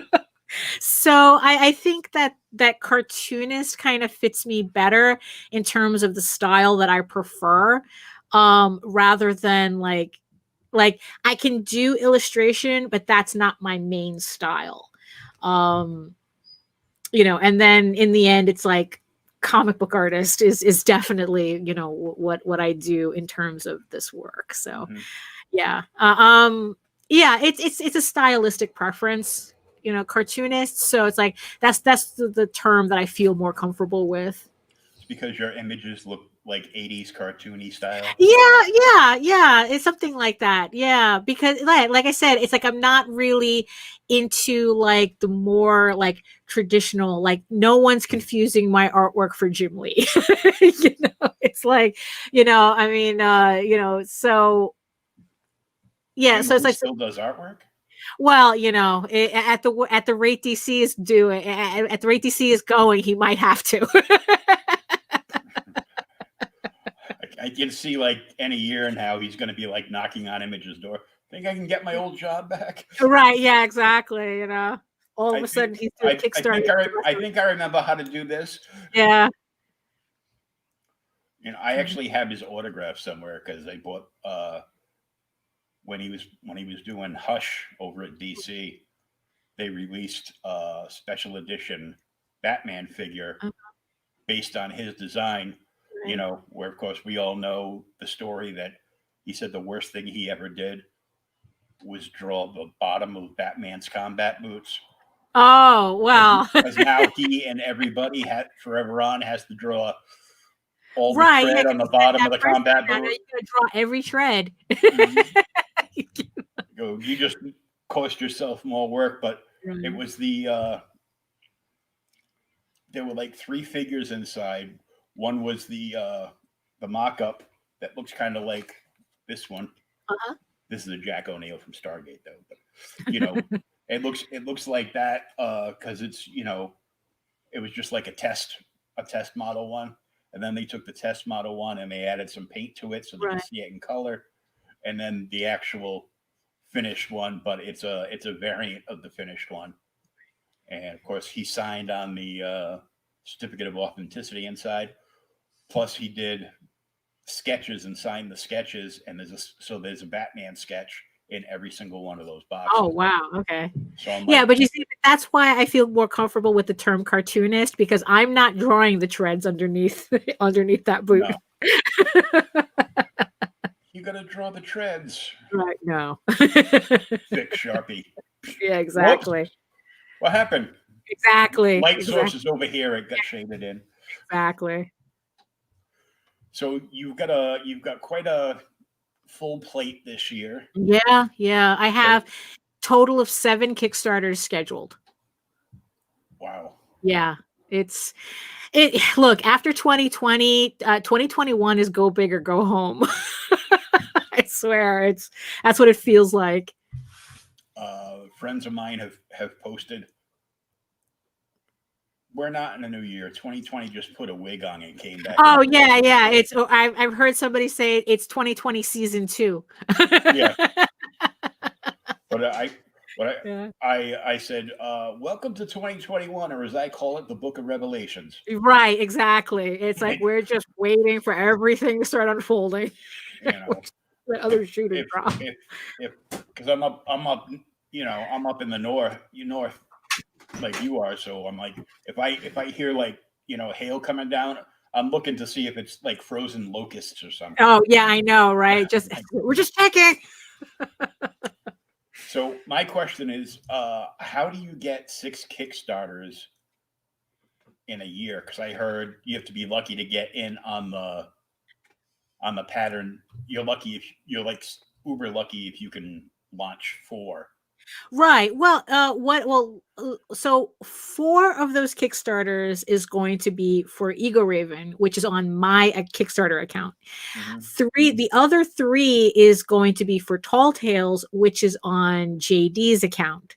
So that would be pretty much the only way we could be able to do we could do that many Kickstarters, because technically it's 2 different people doing them. So Very sneaky. right, yeah, yeah. But it's like I said, we've done 15 Kickstarters already. We're kind of old hat at this. We're all our Kickstarters are fulfilled completely and on time. So yeah, so it's not like we don't know, what to expect. And also in terms of my book, like I said, I'm way ahead. I literally have the 4 books for the year. I just have to color them in and reletter them, and I'm good. So Yeah, yeah, but so it just takes a lot they've of been waiting around. They've been waiting around to be colored for years. yeah, So exactly. So yeah, like I said, once I get that new computer at the end of the month, it's like shoo. you're gonna get it up and running and get a lot of work done. Yeah, exactly. Because it's like, yeah, it's a lot of planning, and yeah, but also the work is technically done too. It just needs to be finished. So yeah, so that's the schedule. That's a pretty hectic schedule, Yeah. though. Mhm. That's Yeah, no, we're yeah, I mean, it's maybe it's a little too enthusiastic maybe, but if we can pull it off, it'll be a big year, you know. it'll be a huge year. Yeah. Seven. Because especially with there's no conventions going on or anything, so what else are we doing? Well, if there were conventions, you'd be doing the same thing. You would just be overprinting so you could have books to take to the Right, convention but and stuff. also if we had conventions, we probably wouldn't be doing so many Kickstarters either. Yeah, So, you'd yeah. probably be doing 4, like Yeah. two of each, Yeah, and exactly. It's like you we would know, probably probably would it would probably be like half the amount, and then we would doing conventions in the meantime. But I don't see conventions really coming back until 2022. yeah. So I know there's one this weekend uh, towards like Kentucky somewhere, just like a small one. mhm. And that's what I think it's going to end up being. Right, yeah. I don't think we're going to get the I don't think we're going to get the San Diego's or the New York Right, Comic yeah, Cons I back. don't see that, yeah.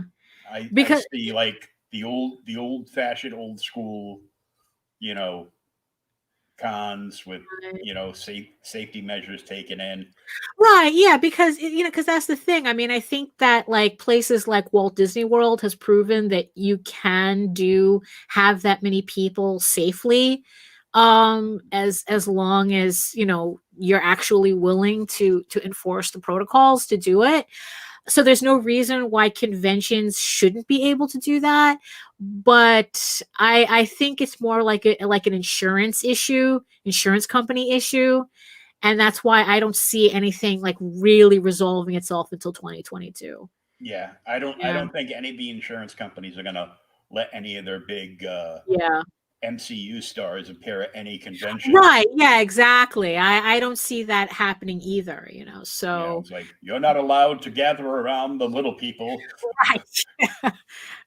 So But you know, I prefer like the old school feel. You get like 3 or 4 vendors in there. You get like 3 or 4 like local artists in there, and it's not overwhelming, and people are more apt to gather in mass around the right. artist tables while they're Oh, working on right. stuff. Yeah. Yeah, it's kind of, it's like those shows that used to be in like church basements, and like VFW the halls, yeah. hotel. Yeah, yeah, those were yeah, yeah, it's kind of weird that those but then again, it's like I'm in New York, so it's like, those shows really don't exist anymore. People prefer the larger shows like New York Comic Con, and So because they can fit so much in, but none of those big shows like that are really comic conventions anymore. right, yeah, exactly. They're media conventions. Mhm. It's like everybody's packing in because Yeah, they want to meet the stars of this show, that show, right. this movie, that movie, and which I was fine with because I've met plenty of celebrities over the years. Mhm. Uh, Most of which I only shook their hands, said nice to meet you, I enjoy your work, and moved Right, on. yeah, yeah. But there's quite a few whose autographs I've gotten over the years, Mhm. and some I'm very glad that I got because they Right, sadly since passed on. But right. so I got to meet uh, the Asian actor who was in just about everything ever. Oh, kind of like that guy in that thing. Yeah, Yeah. the guy in that Right, thing. right, probably, yeah, it's like if you just like we all know his face type of thing. I'm sure Well, if you yeah, showed it's him. Asian. Yeah. He oh god, I wish I could remember his name right now. It's bugging the heck out of me. He played the evil wizard in Big Trouble in Little China, Oh, right. Yeah, okay. I know exactly. Yeah, yeah, yeah. and he played that little bit part in Blade Runner. Right. And I'm he was also the duck in Kung Fu Panda. Yep. Yeah. Yeah. He was actually in a couple of episodes of Superboy, Right. the good version of Superboy, not the other one. Right. There's one that's like, how did I watch this? Well, it's like there's Well, nothing because there was on. only one superhero show on TV, Right. Yeah, exactly. all year. It's like, I guess I gotta watch it, Uh-huh. you know. And then John Wesley Shipp's Flash came on and, Right. opened up the doors down the road for everything. That and the first X-Men movie. So it's like, yay.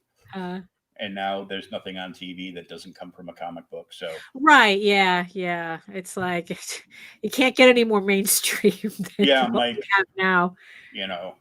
and you'll everybody's got that one purist friend goes, oh, you still collecting? No, they sold out, man. They sold out to Hollywood. Yeah. I'll Yeah. read my old ones over again. I'm like, okay, Yeah. you know, I think, yeah, because because once grandma is watching The Mandalorian, I guess it loses its appeal to them. yeah. Well, when DC put out through, of course, the third party, of course, they put out the Human Target show, like probably like 15 years ago, and I was watching it. My mother, I was visiting my mother, and I go, oh, can you put on Channel 10? And she put it on, and what's this? I go, Human Target. He disguises himself and saves people, kind of like MacGyver, only different. Oh, okay, I'll watch that. Okay, there you go. Yeah. And then she ended up, liking it, and she watched it until it went off the air, and so did I, and I just watched it all over again on Right. on my Roku. So I'm like, yeah, this is pretty cool. Yeah.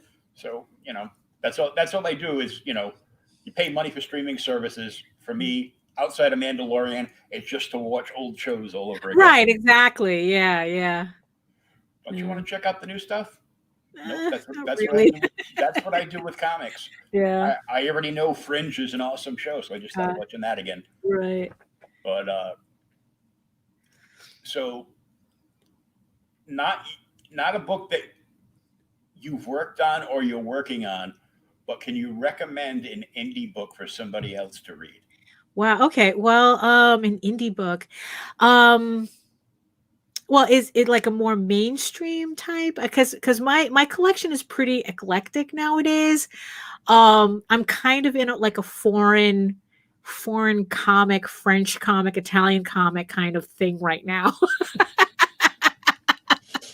So I mean, it's like, well, the obvious answer is one of the obvious answers is that, well, you could always read the Oswald Chronicles by J.D. Calderon.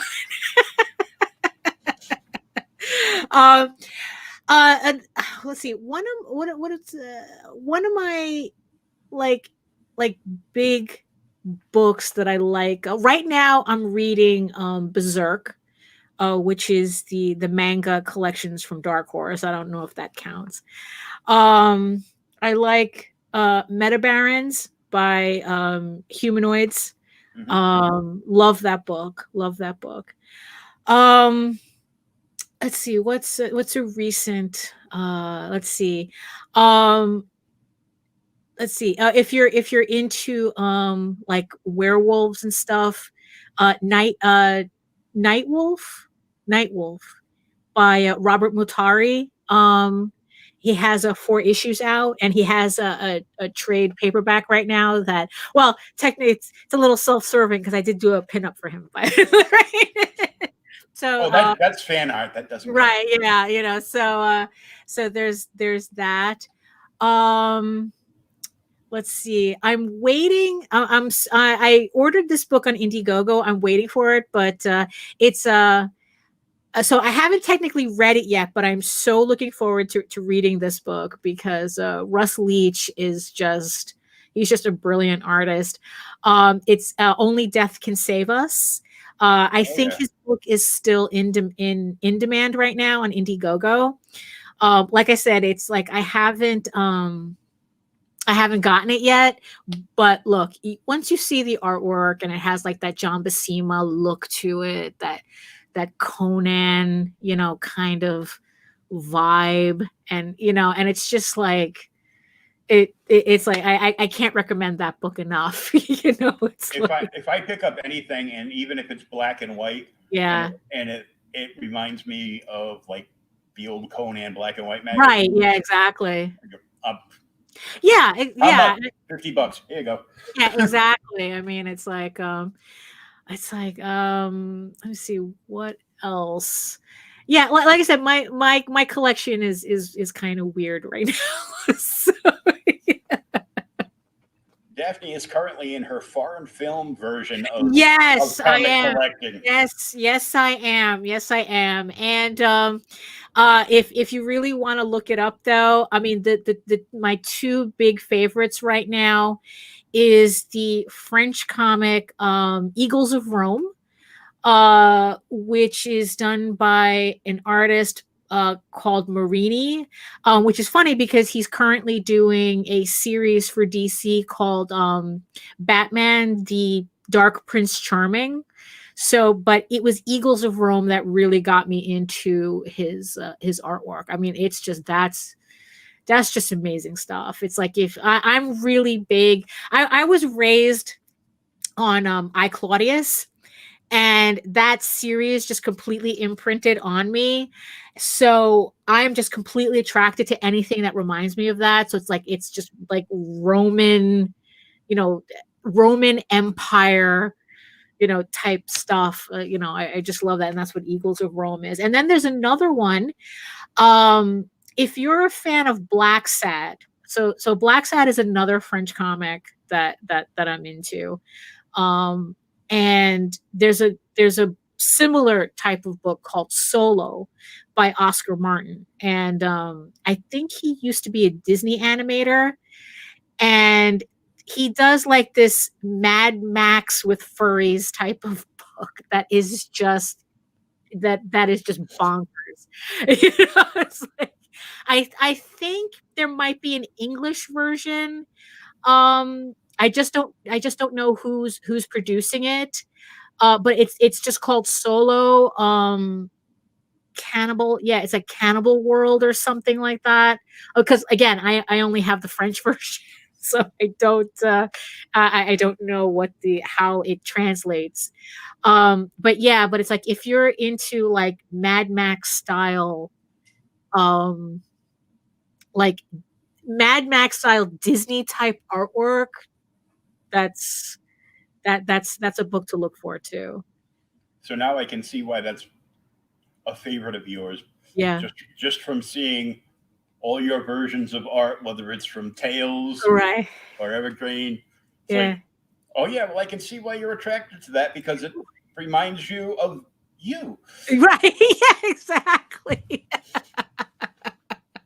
yeah, so that's so those are some of the weird books that I would recommend at the moment.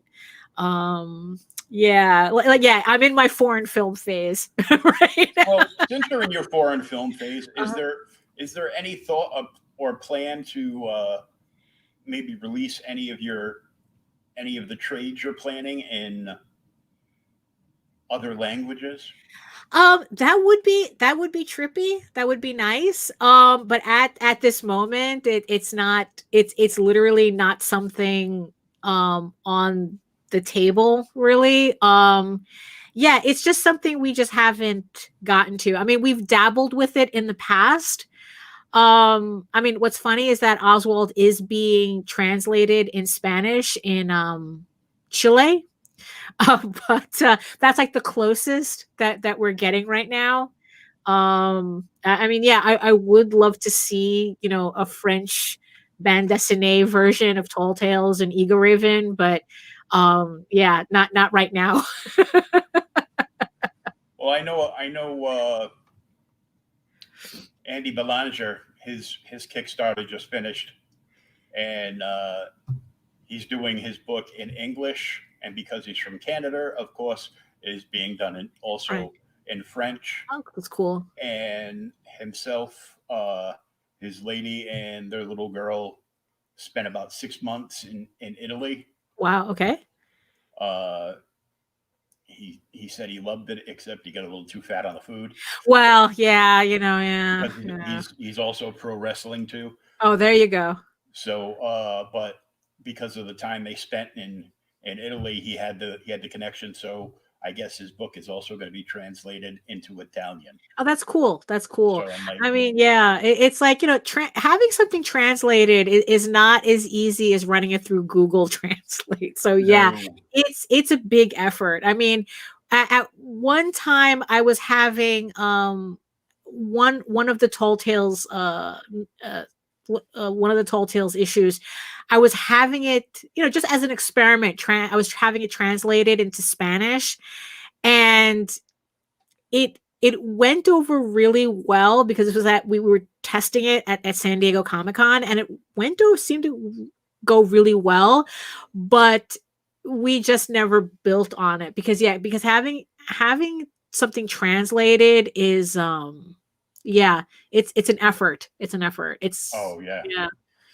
Beyond maybe when conventions come back and you're not doing like 7 or 8 books a year. Right. Yeah, exactly. You might have the time to do that and explore like an audience in a different part of the world. Yeah, that's true. That's true. Because it's like if I were to like if there was like if I could translate the books like tomorrow to target a market, it probably the first what I would do is in Spanish and in Portuguese.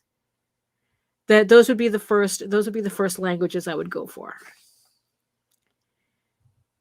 Makes sense. Uh, There's a huge Portuguese community out here. mm-hmm. I know because even though you can't tell it from my bright, cheery, almost see-through skin color, I am a little bit Portuguese. Oh, there you go. Yeah, no, I have a family in Brazil, so at least that way they could read my comics finally. Yeah. Oh, you get them translated and just send to the family for Christmas. Yeah, exactly. So yeah, and so now you can read what I've been doing for 20 years. Right, exactly. Like they kind of know what I'm doing, but yeah, it's like unless they're having it translated on their end, it's like I haven't specifically done anything, for them to read. So yeah, so that's the reason why I would choose those 2 languages so that my relatives can finally read them. Well, you make a silent issue where you don't need any words whatsoever. Right. Yeah. It's a picture book. Ooh. Exactly. Yeah. So I have to ask you, since this is the first book you colored, mm-hmm.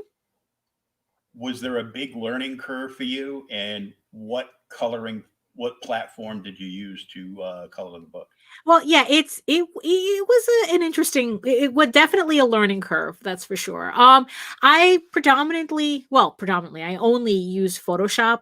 I use Photoshop with a tablet, and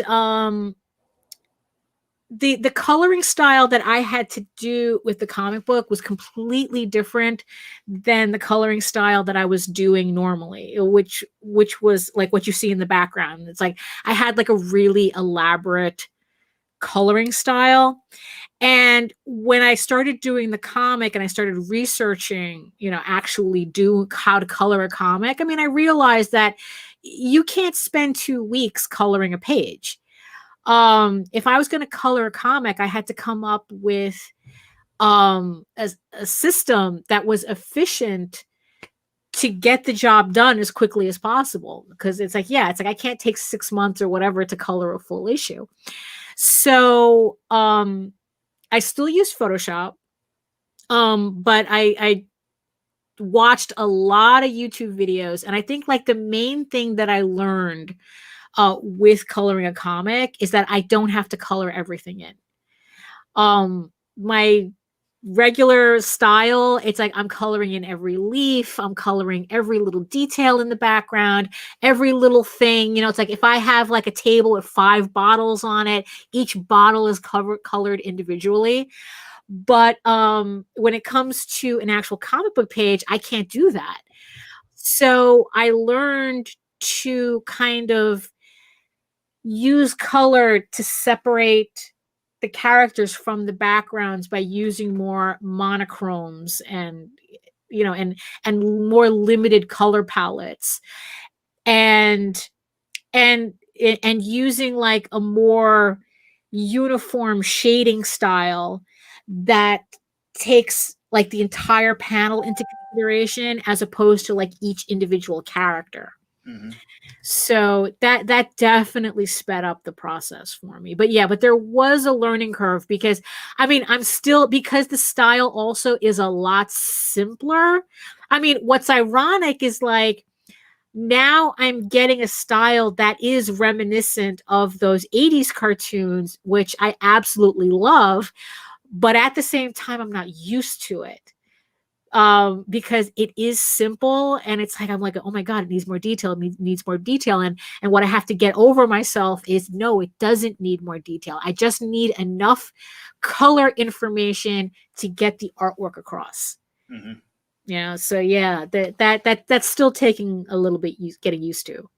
Of course, with the panda behind you and you saying 80s cartoons, Yeah. it brought, out of the back of one of the many voices in the back of my head goes, "Oh, gummy bears." Right. Yeah, exactly. And I'm like, I hear gummy bears in the back of my head, and then I start thinking of jelly babies from Doctor Who. And well, but yeah, but that's the difference. Like this coloring.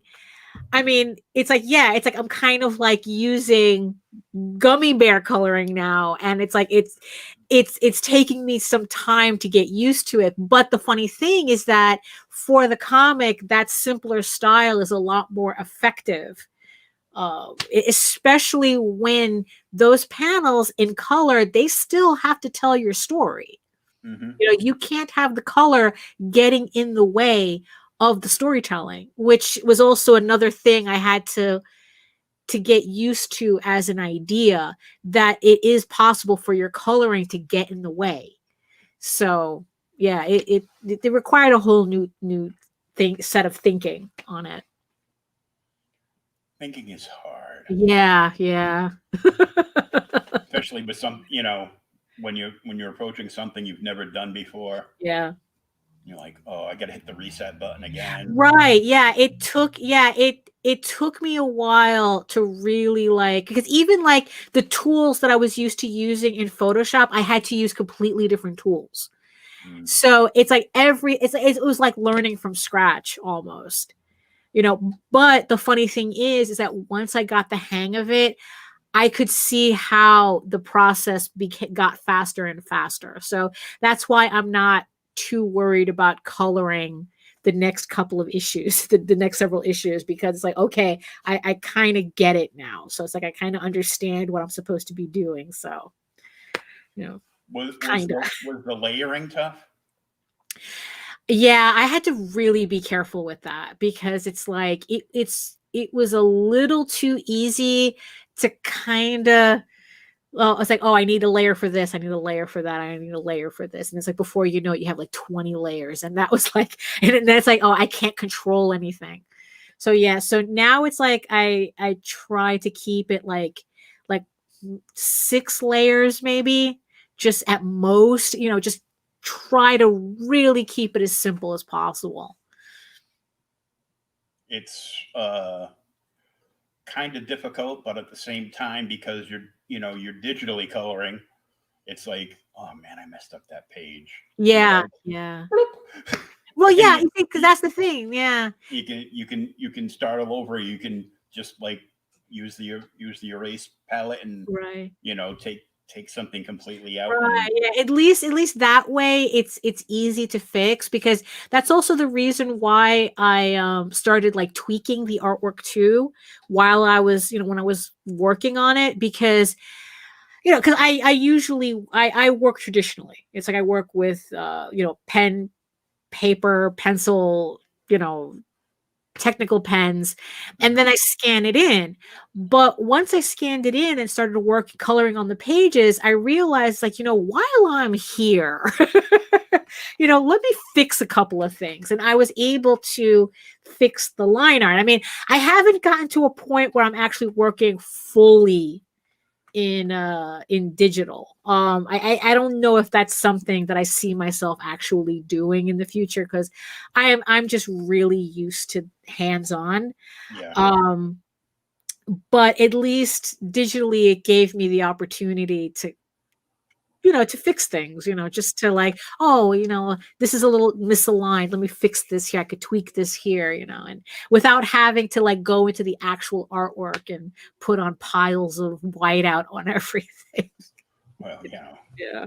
I need a bucket of whiteout for my No, for screen. real. Yeah, for real. And it's a little crazy, but Mhm. I've talked to lots of creators that they do all their pencils traditionally, Yeah. then they scan it in, Mhm. and of course, they said it was a learning curve, learning digital inking over regular inking, of course. Yeah. But it was a lot.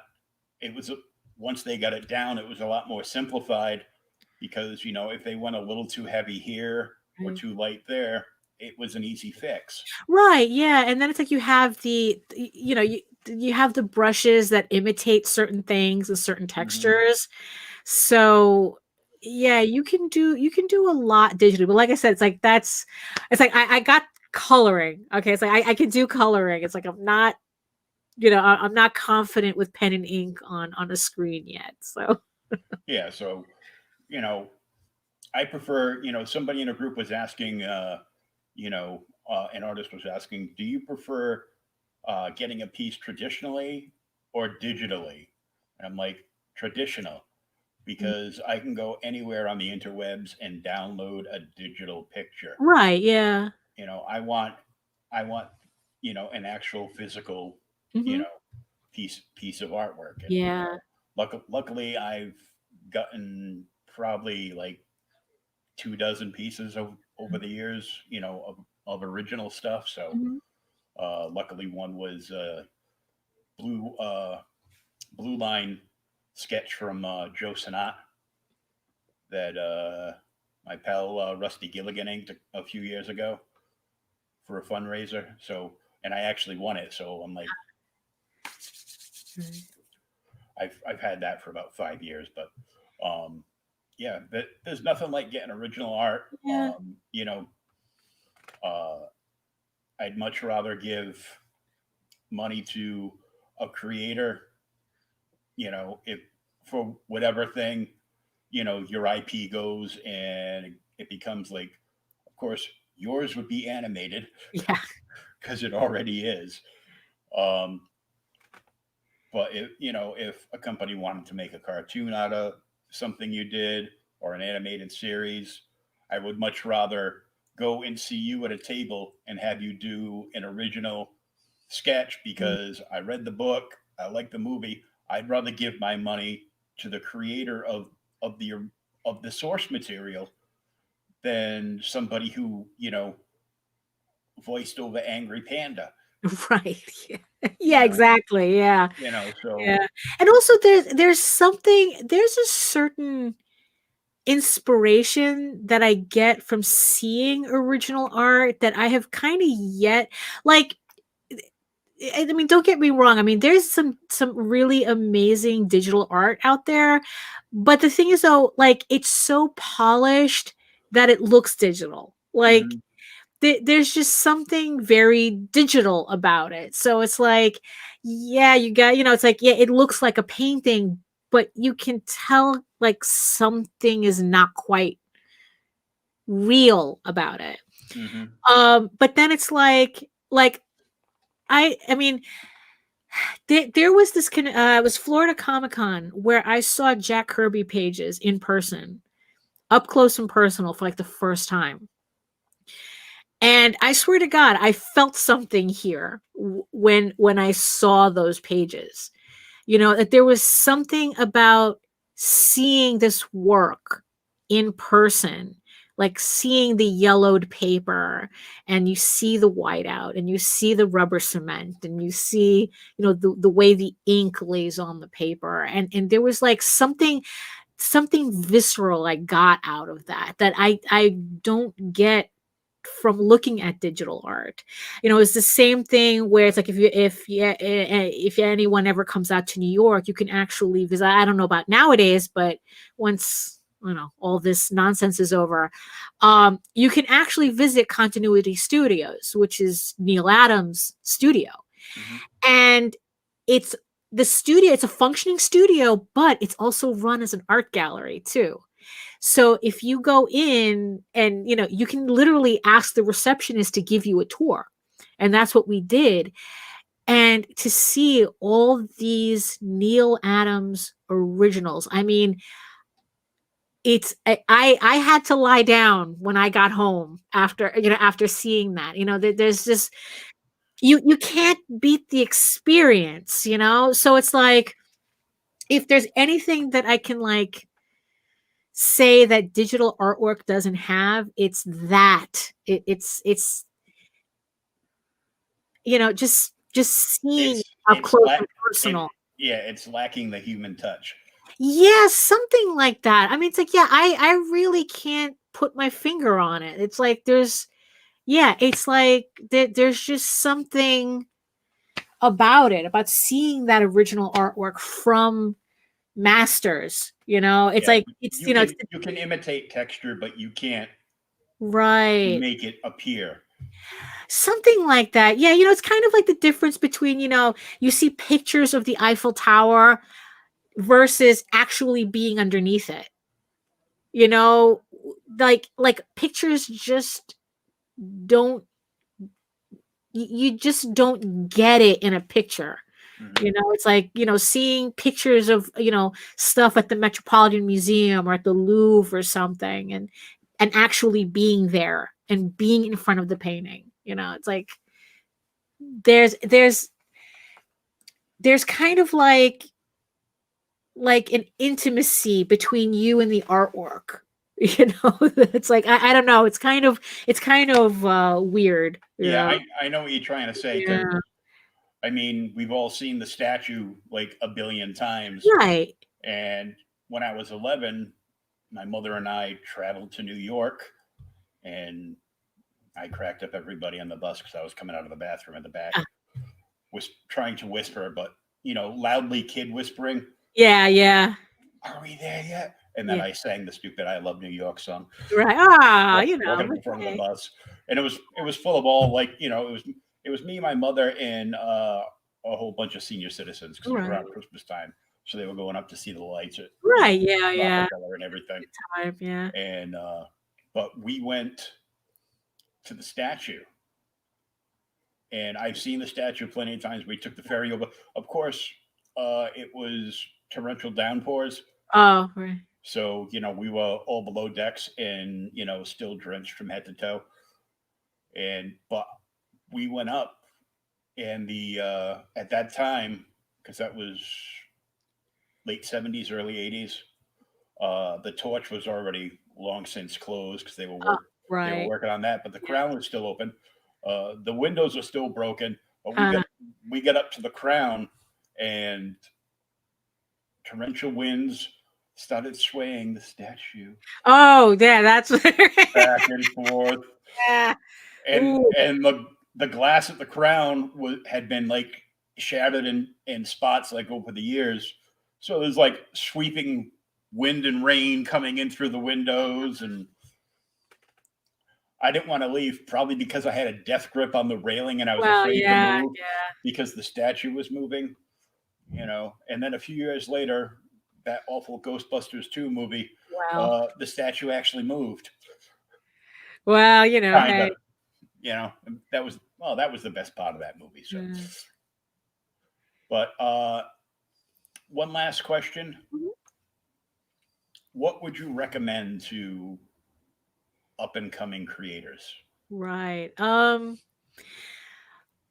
Let's see. I mean, there's so much. I guess like the main thing that I would definitely recommend is don't be afraid to get your work out there. One of the things that I keep seeing is people who they're so paranoid about their first issue being perfect that they keep redoing it. You know, it's like, oh, it's like, you know, it's like, oh, it's not perfect yet. It's not perfect yet. It's not perfect yet. Don't get wrapped up in perfection. I think Dave said that there's a thing that Dave Sim had said where it's like, know what you did wrong and worry about it in the next issue. You know, it's like, because you don't, you know, if you want to do comics, you do have to learn how to keep it moving. And fussing over the first issue is going to be to your detriment, because I've known people who've done like their first issue like 4 times.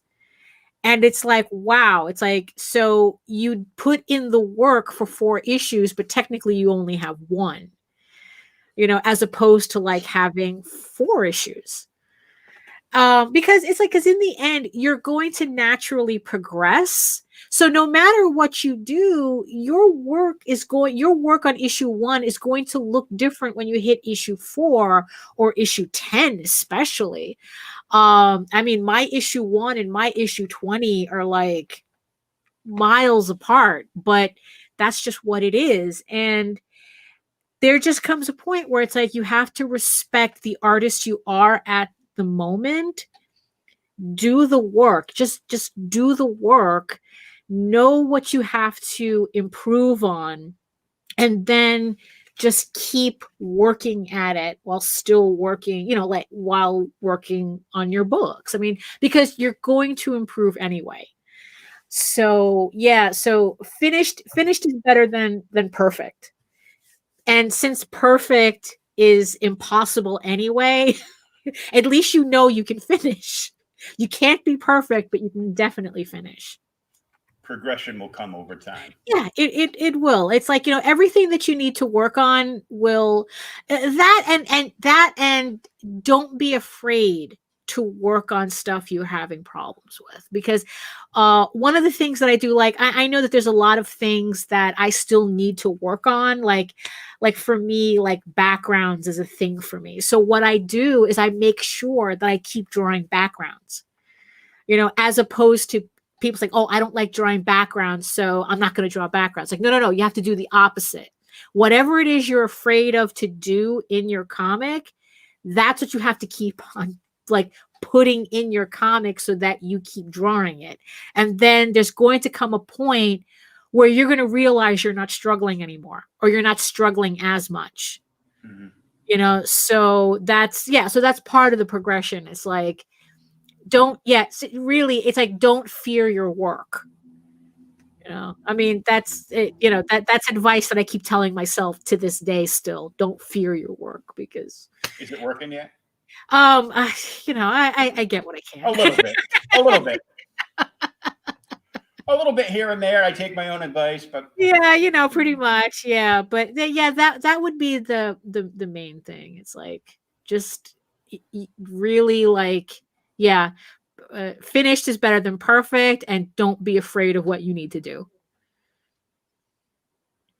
Words to live by in the comic community. Yeah. But I want to thank you very much for coming out and, hanging out and talking everything geek under the sun, and a little bit about your own work too. It's sad, right? Just a little bit. You can get to the Kickstarter for Egoraven, Heir of the First Unicorn, full color, first issue. Yeah. Right at Kickstarter, and the link is in the chat. It is also in the show notes up above and down below, along with just about every place on the internet that you can find Daphne. Yeah. So you follow her at all those places. And until next time, peace, love, and read some comic books. Yeah, absolutely. Those are definitely